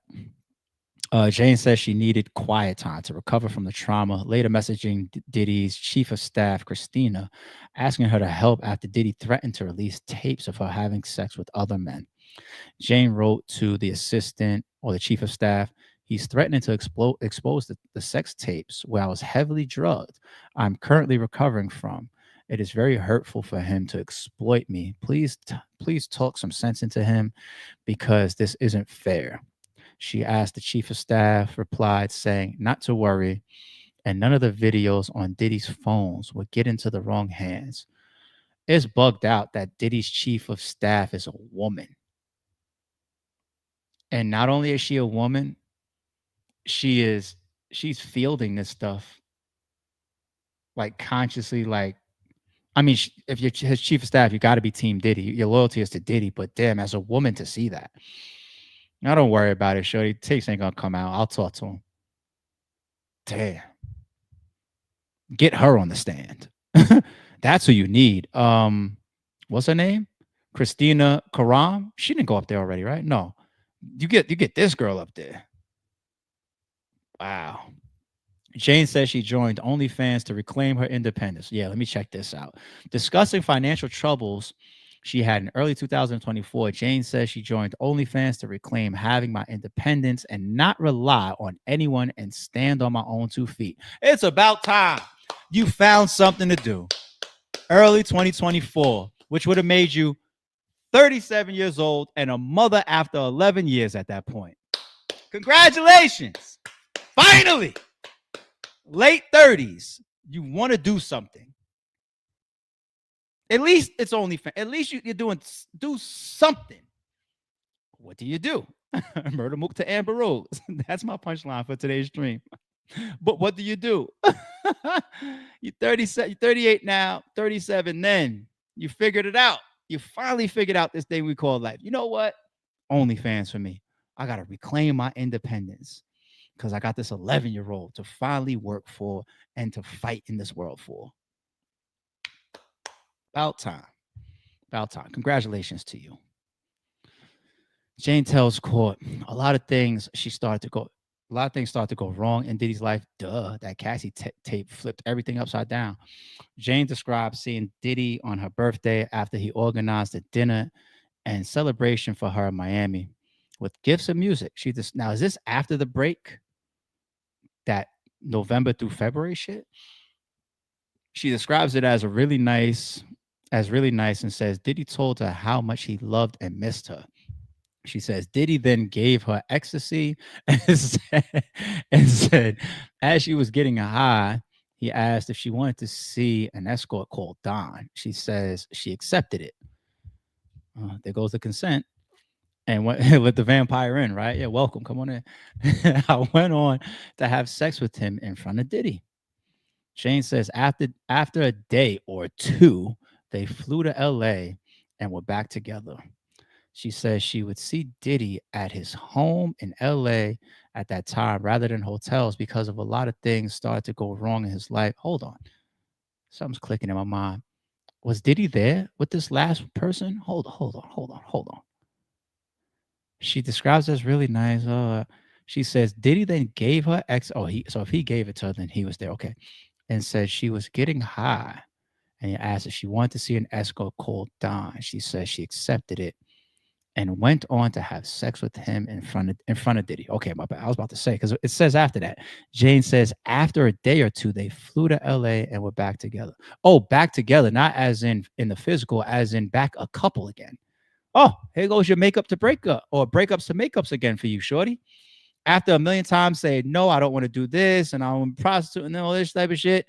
A little trip to Miami, pop a little pill, bring Don on in, and we back. We back kicking again.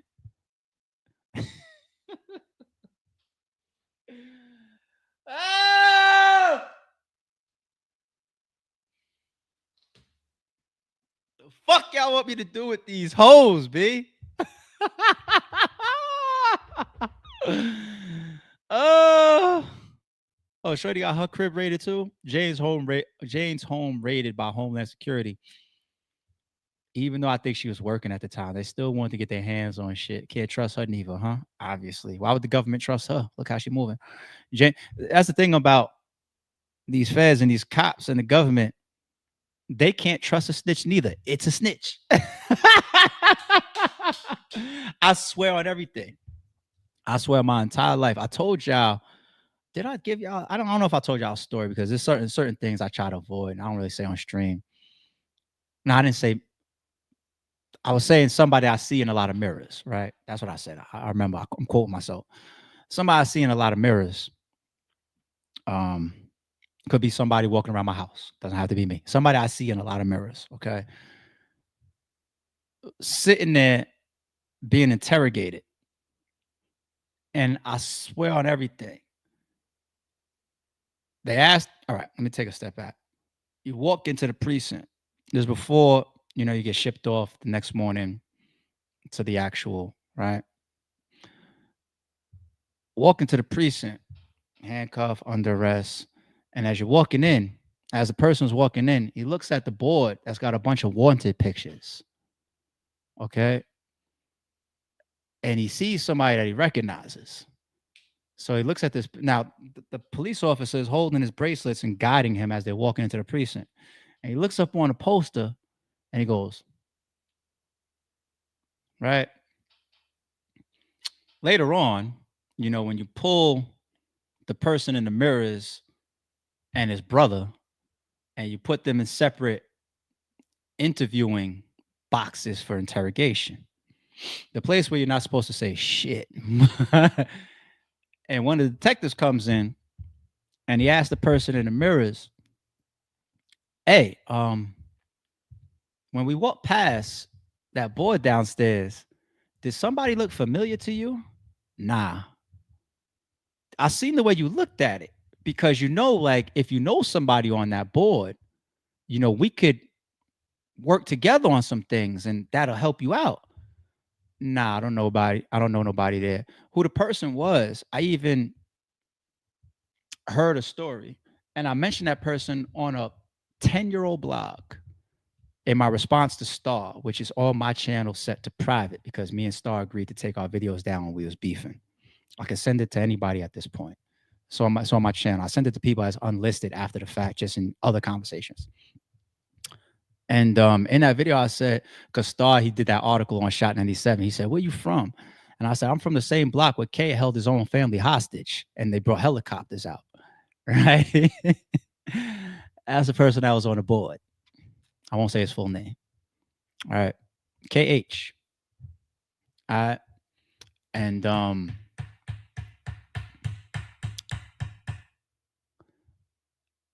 the detective, it bugged the person in the mirrors out so much. The detective was damn near proud that the person, also for the reason why the person was there, was asking questions about that too. That the person in the mirrors was just like, nah, I can't give you that. I'm sorry. The detective got to a point where he said, look, man, I respect that because a lot of people sitting there would tell me. The detective gave up. He said, I respect that. It bugs you out to hear that a detective is so used to people being asked that line of questioning and saying, oh, that person on the board, I can give you that person, or the situation while I'm here and you asking me about, let me give them to you to try to lighten up what you about to do to me. They're so used to that when you sit there and this person says, nah, sorry, I can't help you there. How can I help myself just from me, go to the judge and saying, like, I've never been in trouble before. Like, can y'all like let a young nigga go? You know what I'm saying? Nah, I need to know how all of this stuff, boom, boom. Well, I can't say that. I'm sorry. I ain't got nothing for you. I can't do that. You want me to go back outside and look people in the faces that's not sitting here, that didn't get grabbed, and knowing that I implicated them, possibly, that person in the mirror? I can't do it. The nigga was proud, son. The nigga said, shout out to you, man. Hey, all right, you ain't gonna tell me, you ain't gonna tell me. All right, I'll be back. It's crazy. That's what they're used to. They're so used to people getting in there and giving them what they need. But I say all that because a snitch is not to be trusted by not just the people he's snitching on, but the police either. The police will talk to these people like they are their friends. They'll treat them like they are in cahoots. Okay. But a real detective or a real police officer does not respect a snitch because at the end of the day, I don't know you. Your loyalty is supposed to be to this person that you just committed a crime with. And because I'm sitting here trying to give you leniency or telling you, like, hey, I'll try to work something out, I'll make a phone call on your behalf or whatever the case, you're spilling the beans about your brother, right? How could I look at you and trust you? A cop is supposed to have the instincts of knowing who and what and not to trust. And you sitting here singing on your brother or your sister or your best friend or your mother, or your father, you's a bitch to me too. I want the information, so I'm not gonna treat you like you's a bitch, but in my mind, you's a bitch. You know, cops don't respect snitches either. All right. And I guess I got thrown into that train of thought because even though I believe that with those text messages, Daphne was working, they still raided her crib. That's how I got to that train of thought. All right. Um, Jane reveals blackmail and sextortion over sex tapes. Jane describes being contacted in 2024 by a man who told her he intended to release a tape of her during a hotel night on the dark web. She says he demanded $10,000 and describes calling Diddy to tell him they were being extorted. She says she told him she had legal representation accusing him of sextortion and blackmail and refused to speak to him any further. Later contacted by a media company for comment over the video, which they said they were going to publish, she says, I called my lawyer and fainted. The media company did not release the video. Yeah, you get yourself in trouble. Sometimes you could get in trouble from releasing certain shit too. That's why I believe TMZ allegedly they pay for all that shit. And I'm pretty sure there's a ton of paperwork behind the type of stuff that they put out. That's why I'm curious if the government is involved in the Cassie Diddy video coming out. Because, for CNN to put that out, that there is certain rights that you still have, right? It's just you're violating the hotel, you're violating Diddy and Cassie to a degree. Like, there's got to be a lot of laws around that. The government had to be involved in that video coming out, man. I really do believe so. Intercontinental incident was only time Diddy was violent with Cassie, he told Jane. And you believe that? She says she spent most of the day alone while Diddy was huddled with his team and family, but later joined him when he was putting together an apology post to share with the public. So you still went and got next to him when you saw the after seeing that video. Ho. Ho. You want to know why? Because you're willing to accept certain things. Whether it's the drugs, the freak offs, you might get hit on like Cassie, bruised up, get your eyes split. The friend allegedly got hit in the head with a hanger, claimed that she had a fucking concussion. Saw the video of me beating on Cassie, and you go right and stand right next to him during all of this. Hey, loyal, hold your man down, but let's make sure that we describe that then. This is what you are saying you are here for then. If you stand next to him during that, you are supporting your man.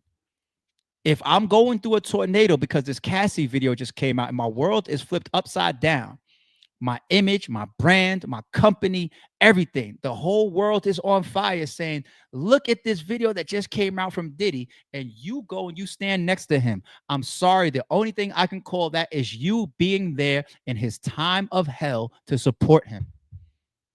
So stand on it, ho. Stand on it. Well, he is allegedly still paying a rent to this day, right? So what do y'all want me to do? What do y'all want me to do with this shit? Oh my God. Jane says Diddy told her it was the only time he had been violent with Cassie, and he had described her as a hitter, saying she would hit him too. Oh, so you already been hit. You're saying, okay. The jury is shown the Instagram video post of Diddy apologizing for his behavior, in which he says, I was fucked up. I hit rock bottom, but I make no excuses. My behavior on that video is inexcusable. I take full responsibility for my actions in that video. I was disgusted. I was disgusted then. When I did it, I'm disgusted now. Bad video. Bad video to put out. He looked crazy. You admitted to it. It's one thing to claim shit as a man, but if you know you're about to fight it legally, you should just shut the fuck up.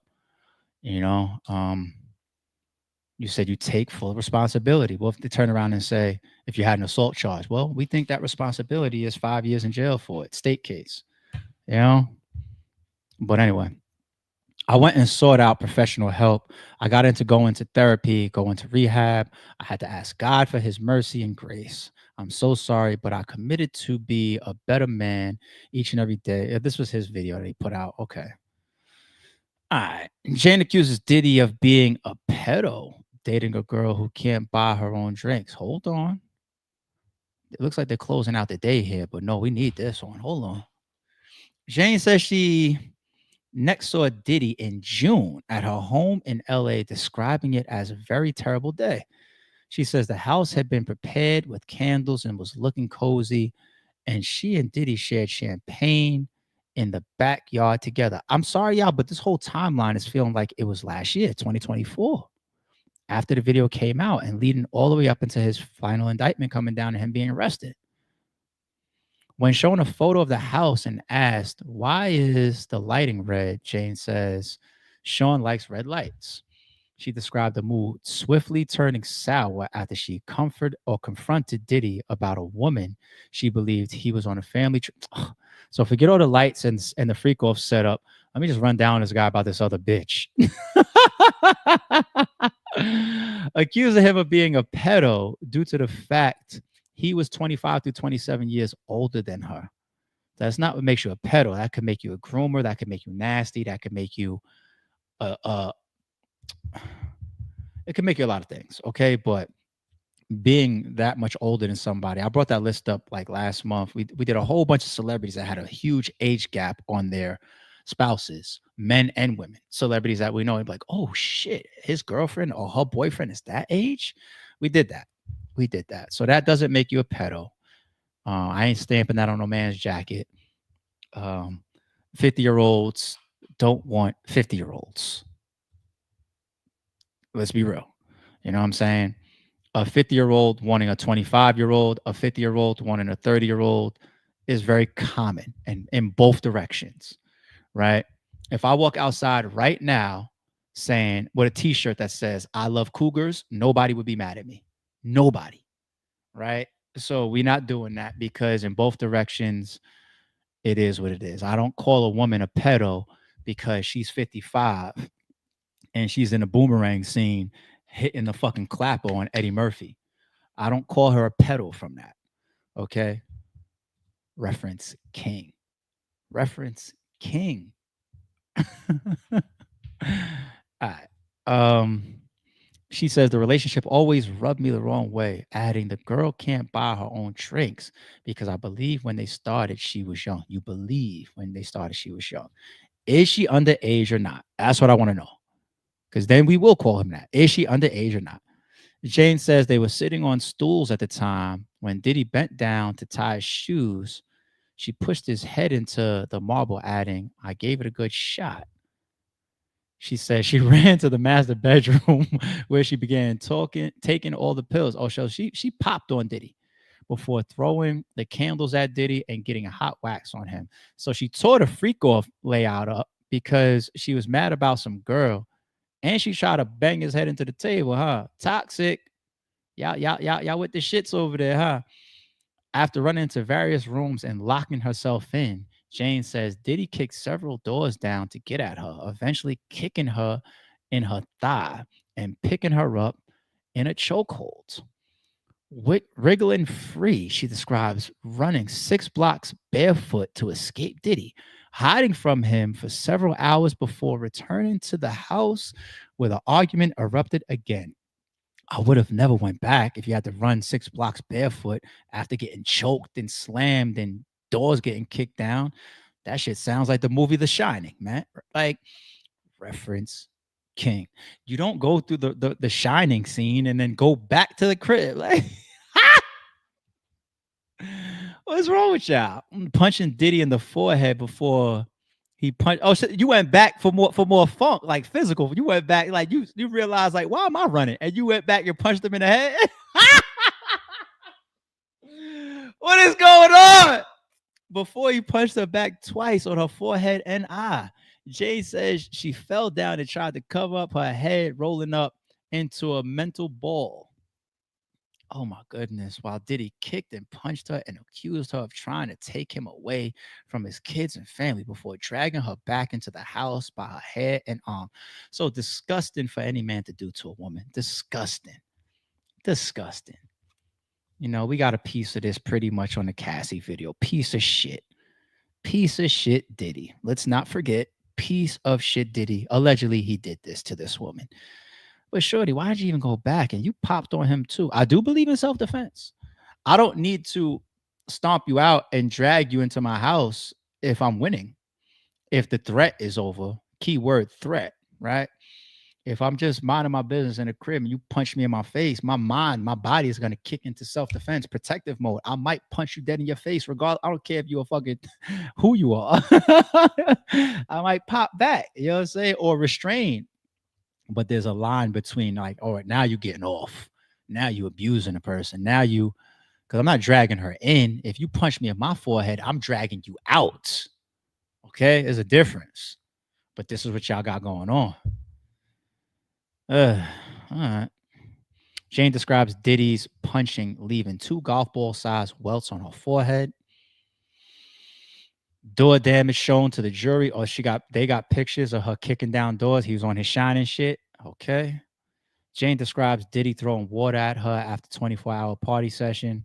You really gonna take me in the fucking testimony from at the crib, running down the street barefoot and dragging and golf ball knots on each other's heads and punching and kicking and slamming each other's heads on a marble table to fucking water bottle throwing? Skip. Don't take me backwards like that. That's too drastic. Jane says she's praying for Diddy's continued healing and peace.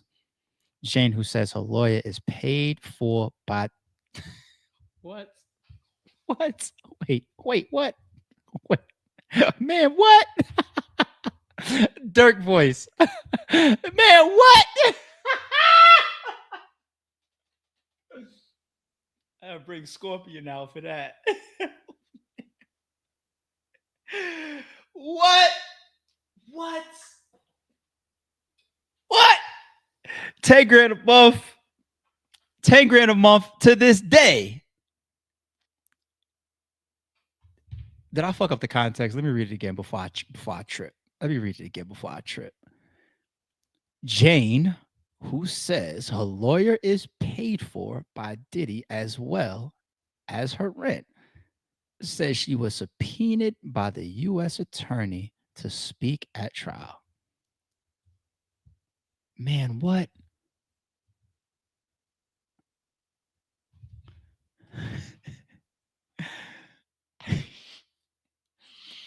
You paying for your downfall, B? That is the worst tricking I've ever seen. If you tell me this guy over here bought some girl a Maybach Benz and didn't even fuck her yet, or this guy over here, he bought shorty a crib and he hasn't even met her yet, or this guy over here is taking care of the whole family and he hasn't even had a conversation face to face with the girl yet. None of those come close to you fighting a life sentence and paying for the lawyer of the girl that's on the stand, dropping all your dirt. Did Diddy know that she was going to come to the stand like this? Now, let me get back to being serious for a second. Did he know that she was, if he's paying for her lawyer, did he think Did she turn? Did she set him up? Is this cahoots with government? It because the government wasn't going to pay for her lawyer, right? we gonna do all this other shit with you, but we're not gonna pay for your lawyer, shorty. Did she line him like that? You paying for my lawyer? If you pay, look, come on, Diddy may not always come off like the sharpest knife in a box, but if he's paying for her lawyer, he assumes he's paying for some level of loyalty. Let's not be stupid. He had to think that she was gonna be a little bit more on his behalf. That shit, we just read it, chat. Like, this nigga's paying for her lawyer and her rent. That's next level tricking if he knew, but there's no way he did. You got super lined again. All these women setting him. I mean, you did your dirt, Diddy. Once again, hope you getting your money's worth too, or got your money's worth, because they are coming back and they are super overcharging for what you did to the Cold Crush. And some of that could have just simply been not having a baby with them, being more closer to the mother of your children, cheating on them, doing podcasts talking about I took the next bitch to Miami instead of fucking my main, or this is there's a lot of scorned woman shit in here. You abused them allegedly. We saw the Cassie video. You was abusive, but damn, court finishes. Okay, we don't need the highlights because we just read it and broke the whole shit down. Wow. That's how you gonna end the day? By telling me that this nigga's paying for her lawyer? From an entertainment standpoint, this shit is better than the Cassie shit. Her shit, Daphne. Are you not entertained by Daphne up on that fucking stand? Oh shit. All right, we over 2 hours. I gotta move on. This is incredible. All right, peep this one real quick, y'all. I see some petty levels activated. Check this out. This is 50 Cent's BM and Daphne that she put a picture of. Look like she's subbing her, huh? Can't understand why look at the fucking caption. It says, "Fun fact: I ain't never sell no cat. I'm from Queens, not the Philippines." Oh shit. So you know the Philippines has a reputation, right? The Philippines and DR, Colombia, they have reputations, right? She said, "I'm from Queens, not from Philippines." That she hit shorty with a bar. I ain't gonna lie. That's a bar.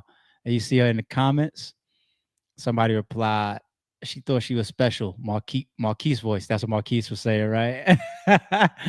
And then she replied to her. I think this is her right here, Shaniqua Tompkins, right? That's 50 Cent's first baby mother, right?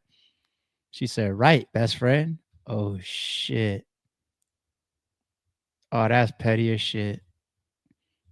Wow. Petty levels activated. It is what it is. I got a segue that could take us bridge Diddy into the BET Awards. Okay, let's stroll through the BET Awards real quick just to peep some highlights. And yeah, I got a nice segue and bridge for y'all, which is Kevin Hart, who hosted it, right? Dope for him. Shout out to Kevin Hart. Let me pause this in between because I know these big networks, the NFL, Super Bowl, halftime show, and all that. Your stream will get clipped for playing they shit. The Grammys hit us, right? Yeah, the Grammy where we was doing the Kendrick shit, stream got hit. You know what I'm saying? So if we put a little pause in between. But yeah, Kevin had to say a joke or two about the elephant in the room, no? It's an obvious bar, B, or the baby oil. Slippery. Kevin Hart, man. Okay. We're learning a lot about people, ain't we? We're learning a lot. Take your ass. Is that true, Kevin? Is that true? Are we really learning a lot? I'm not saying Kevin got nothing to do with nothing. I ain't saying that. But Kevin, you want me to believe that none of y'all Hollywood motherfuckers knew nothing about nothing? Huh? None of y'all heard no. They said on in the trial, some of y'all, like even Usher allegedly, was there at an outside restaurant where Diddy punched Cassie in the stomach. You know what I'm saying? Some of y'all was there. You know, like I admit, it does seem like what everybody thought was going to happen when he first got arrested. All these celebrities and these big orgy parties, and look at the big white bed in his backyard. Why does he got a bed on a basketball court? Like everybody was expecting the celebrities to be involved. It really seems thus far like sexually, Diddy didn't fuck with the people he knew. You know, it was the escorts, and you saw how Cassie said when the Punisher guy came in, she was wearing a wig, and he did a Vlad interview just recently too. Already saw him with Cameron. Like I told y'all, he's on a media tour. I told y'all. And they mentioned, Diddy came out and he had like his face covered and you can't talk to him, and he didn't really talk much. He sat in a shaded corner. So he was trying to stay out of, you know, identification or being identified as far as the people involved in the freak offs. That's what it seems thus far. So I ain't gonna jump out there anymore and say, come on, man, some of y'all was in them freak offs too. I ain't doing that. But you can't convince me that none of y'all knew nothing about nothing. Stop. Stop. It's a small world, and y'all are all up. Stop it. Y'all seen him get high, lose his mind, say things, do things, and so like, oh shit. Like he had some of them shit set up. You walked into the wrong room. You seen it for yourself. Like cut it out. That's what Cat Williams said, right? He walked down the hallway, looked in there, and said, "Nigga, is them two niggas kissing?" Like, cut it out, Cat. That was a little low blow right there, Cardi. I ain't gonna lie. You didn't have to say the pink stuff. That was a low blow. All right. I was gonna play Kendrick's acceptance video. You see it here. But once again, I'm a little worried about. All right, let me play this just real fast, just a couple little small things. Let me speed it up too. And just skim it with you. GNX. Hip hop wise. I can't think of a better album. I'm trying to. I need to see a list. I don't know the nominees. I want to see the nominees. And I also want a whole list of what albums came out, but I really can't remember one that I also think is better than GNX. Y'all are looking good. See y'all right there, right? With the A hat. Tour right now. Please come to the show. Yeah. And now, if you haven't seen it and they're still coming to your city, I will co-sign. Is that Punch in the background too? I will co-sign. Incredible show, man. SZA and Kendrick put on. we're gonna keep this thing going. I appreciate y'all. Love and respect to BET. SZA was definitely having a moment there, wasn't she? She's making it about her a little bit. So it's always good to see when Kevin Hart hosts things. All right, let's look at some quick BET highlights, awards highlights. I didn't watch it. I can't tell you the last time I watched it. It's not a show that I stop everything I look forward to every year or anything like that, but I do keep track of what's going on. All right, what do we got here? 2025 BET Awards. Kendrick Lamar leads with most wins as Chris Brown, SZA, Glorilla, Doechii, Summer Walker, Blue Ivy, and more win big. Okay, what do you got here? Okay, album of the year. Oh, Drake's joint was up there? That's not supposed to matter, people. I'm just saying, like, we forever gonna tie those two people in, right? I didn't mean to do that. Some sexy songs for you, okay. And Party Next Door. All right. 1111 Deluxe by Chris Brown. You got Doechii's album. You got Beyonce's Cowboy Carter was up there. That could win awards simply, the tour and the shows that she's such a attention grabbing, award grabbing, influential person, Beyonce. Glorilla is always good to see her in the mix of things because she's really turning into one of the big superstars out there. So that's dope for her. Winner was GNX, Hurry Up Tomorrow, The Weeknd. We Don't Trust You. I would hate to see that nominated if I was Drake. All right, Best Female R&B Pop Artist. The winner was SZA. Oh, okay. SZA took that. She's got some good competition up there too. Okay. Best Male R&B Pop Artist. Chris Brown took that. You also had Drake up there. It's hard to give Drake an award right now, probably, to be honest. Oh, Usher could have took that. The Weeknd, it would have been a strong play. Bruno Mars is up there. Usher definitely could have took this one too. He's having an amazing moment, but he didn't release a new album, right? Did he? I forget. But Usher's he's having a whole big resurgence like the last 3, 4 years, right? Shout out to Ursh.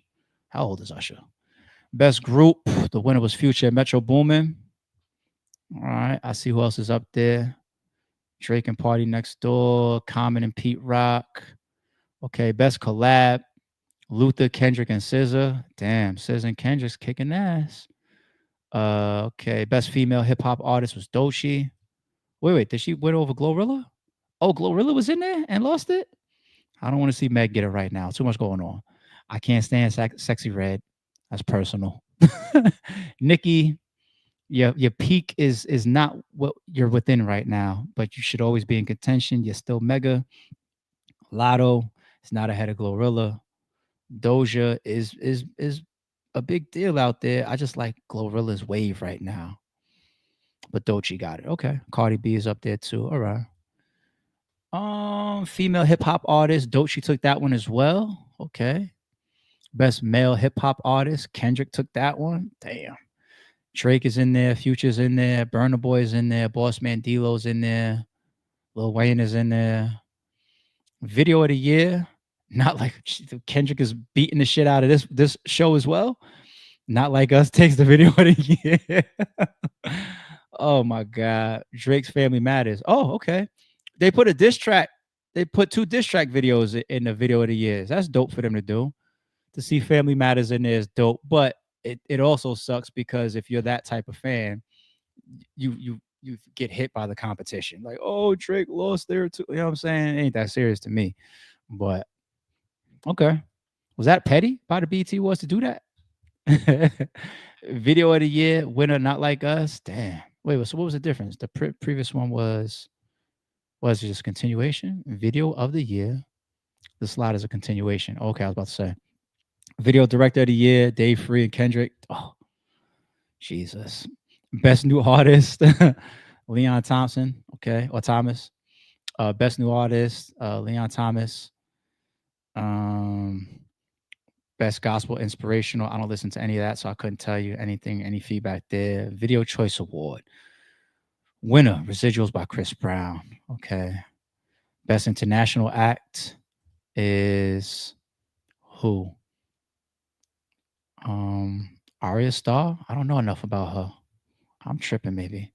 I don't know who this artist is from Brazil. Best new international act.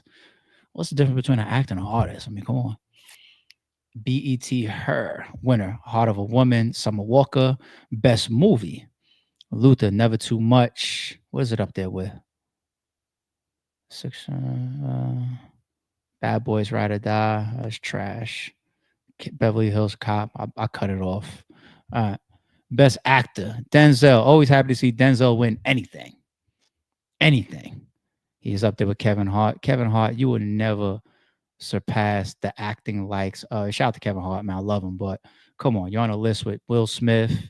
You're on a list with Jamie Foxx. Come on. Look at some of these people. You're on a list with Denzel Washington. Come on. Best actress, Cynthia. Young Stars Award, Blue Ivy Carter. That's dope. Sportswoman of the Year, Angel Reese. She's trash, but I'm just being honest, man. She is trash. I mean, Caitlyn is way better than her, skill-wise. Sportsman of the Year, Jalen Hurts. I mean, just came off a Super Bowl. What do you want to do? Tatum came off of a championship, but LeBron James, Saquon Barkley, Steph Curry, Anthony Edwards, Aaron Judge. I like Jalen Hurts winning. Once again, he's coming off a Super Bowl. Okay. All right. What's this? Tiana Taylor goes intergalactic at the 2025 BET Awards for first BET Awards performance. All right, I ain't gonna pull that up, but shout out to Tiana Taylor. What's this? Kirk Franklin performs a melody of gospel hits. Okay. All right, he's repping for that field. Kirk Franklin receives Ultimate Icon Award at 2025 BET Awards. Okay.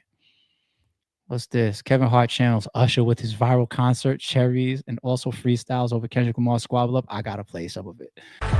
You know what? That's right. We're going to actually do a little combo pack. Oh. Is he got the fur coat like Usher out here? He better not do the cherry. Look at Gina and Pam from Martin. Shout out to the ladies, man. Goats, legends. Oh, it's dope to see Pam and Gina out like that. That's dope. Why is he holding the cherries in the background? This guy. Ooh! Is that Tisha Campbell and Tashina? He ain't gonna do that to them. But they actors. Maybe this is set up. They're actors. Arnold? Gina looking good, right? Yeah, it is. So is Pam. Don't leave her out. Looks like we got some cougars that's back in the streets. Hey, you know what we're gonna do? Did he say some cougars back in the streets? Yeah, this gotta be set up. We're gonna show these YNs what they missing out here. Let's turn. Look at dude in the background dancing. Oh, he's a comedian. Dancing with the cherries. What are y'all doing? When I come, I'm over there. Like a dog, I stare. Like a foot in an orthopedic shoe. No backward. Matter of fact, give me your allowance. I take that. I want that. Matter of fact, this is a heart attack. Real rap raw. That's me. Come on now, it's BET. T5, you already know what. Yo. Yeah, I love it. I ain't gonna lie, son. Yo, Kevin Hart, man, use a trip. Black Ellis Excellence 20. What is this? Warren G toast honoring best friend Snoop Dogg. Okay. Oh shit. Jason Lee toast BT Awards and importance of highlighting Black culture, Los Angeles, Ice Rage, Drake, Kendrick Lamar, and more. Shout out to Hollywood Unlocked, man. We're on Hollywood Unlocked right now. They do a lot of coverage that we're able to react to. So shout out to them.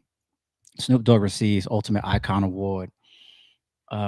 Presented by Dr. Dre in 2025 awards. That's dope. Okay. I'll probably double back and watch the whole speech later on. Once again, I got to be careful. Snoop Dogg performs Melody of Hits ahead of receiving Ultimate Icon Award. That's dope. I bet you he did drop it like it's hot, right? Did he? Keisha Cole, Slay Stage, and later pops out with Glorilla at the 2025 BET Awards. Okay. All right, Keisha and Glorilla. Glorilla getting them big looks, man. She's becoming one of them. She really is. Summer Walker secures the BET, her award. Yep, we saw that. Mariah looking good. Look at Mariah. Mariah Carey receives first BET award with Ultimate Icon Award. Deserving. She is an icon. Deserving at 2025 BET Award. Mariah looking good up there, man.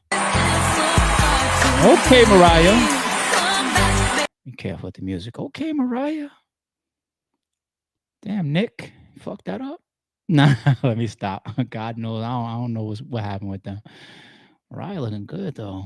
And she performed, too? Okay. Shout out to Mariah. Definitely is an icon. Jamie Foxx delivers emotional speech recalling near-fatal stroke while receiving Ultimate Icon Award. Shout out to Jamie winning an icon. So it's Snoop. So wait, Jamie got one, Mariah got one, Snoop got one, and Kirk got one? I thought Snoop said, oh, he said the other three. So it's 4 people that got icon awards? That's dope. Okay.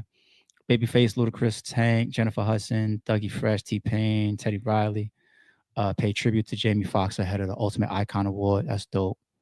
Jamie deserves it, man. He deserves it. So Lil Wayne performed. I did see that highlight. All right. I think there's a clip in here of him doing a Millie, right?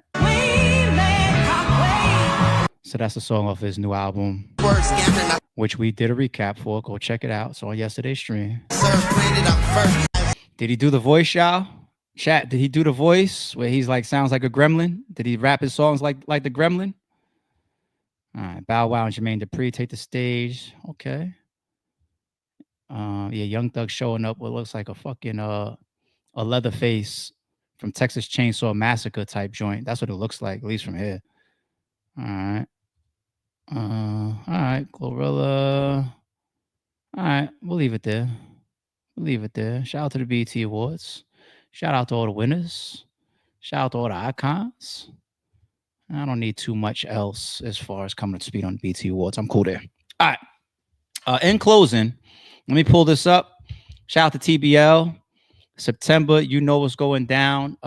The biggest rap battle that's left unless you go get a bunch of industry artists, right? Hitman Holla versus Murder Mook, and TBL just announced their second match on the card. Check this trail out, y'all. September 13th, we back in Houston. It's gonna be overkill. Lay it out with your head exploded. Leave a nigga dead and gone. There's no need to call the medics for him. If it's up to me, won't be no daylight saving. I'm from Arizona.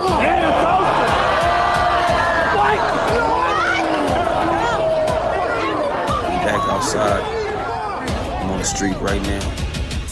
I don't see Calico stopping there. Ain't nobody scared of no aliens, man. Can you tell me why somebody would be scared of an alien? What have an alien ever did to anybody? We just scared of what they might do. They say Hitman gave him a plaque because he hit his first million. I give my Hitman an extra stack if he don't hit no civilians, nigga.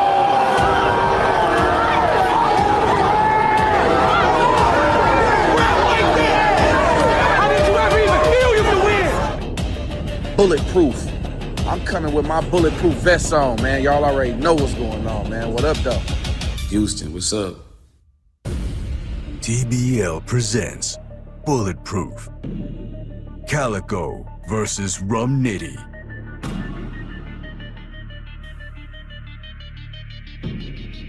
Fire matchup.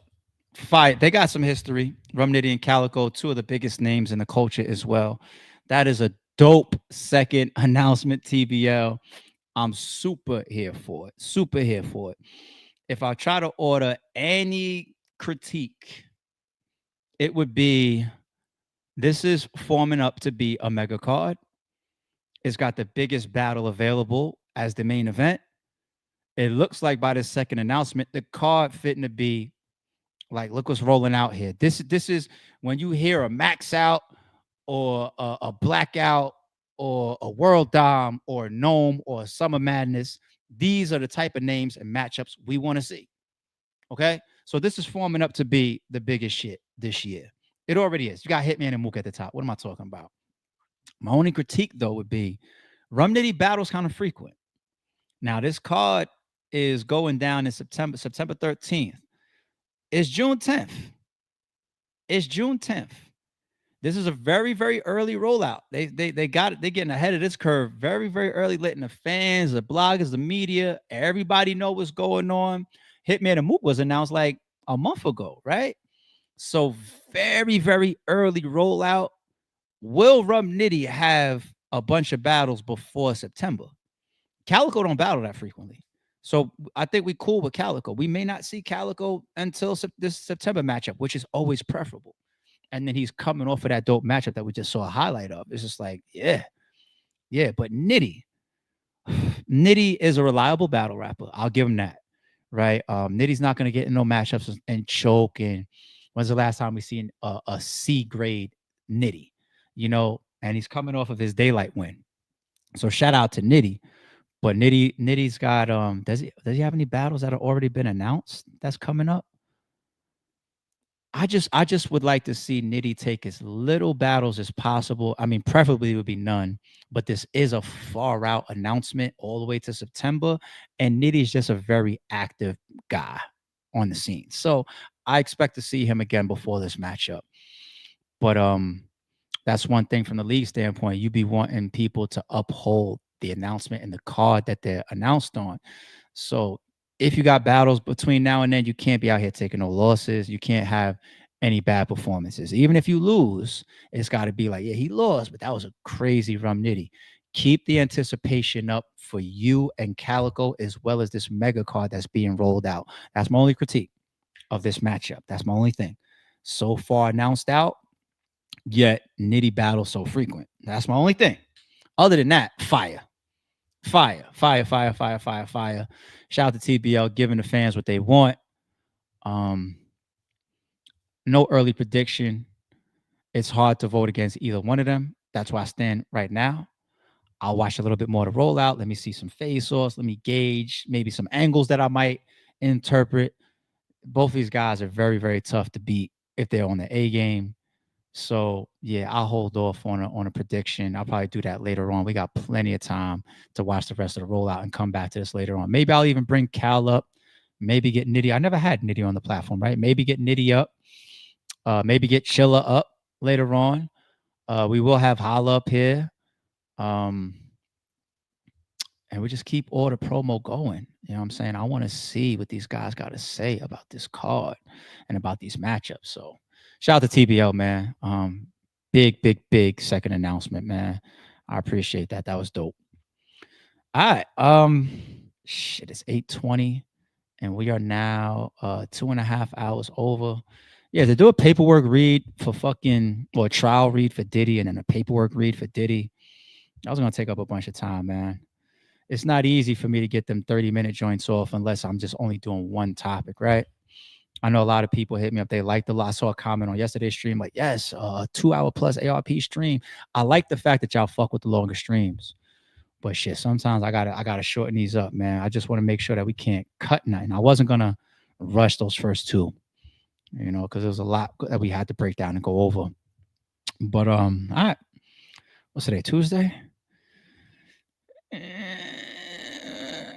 Nah, I'm not even gonna act like we'll be back again later this afternoon. We won't. I will see y'all bright and early tomorrow morning. It's your boy, Sorry It's True. Don't confuse silence with work ethic. I'm a boss making decisions, my first fetish. The verse cherished is perfect, that's a reverse blemish. I dropped it, connected the block, learn Tetris. This is the Sorry It's True podcast. Welcome to the house of and shout out to the members. Without our still got a gun.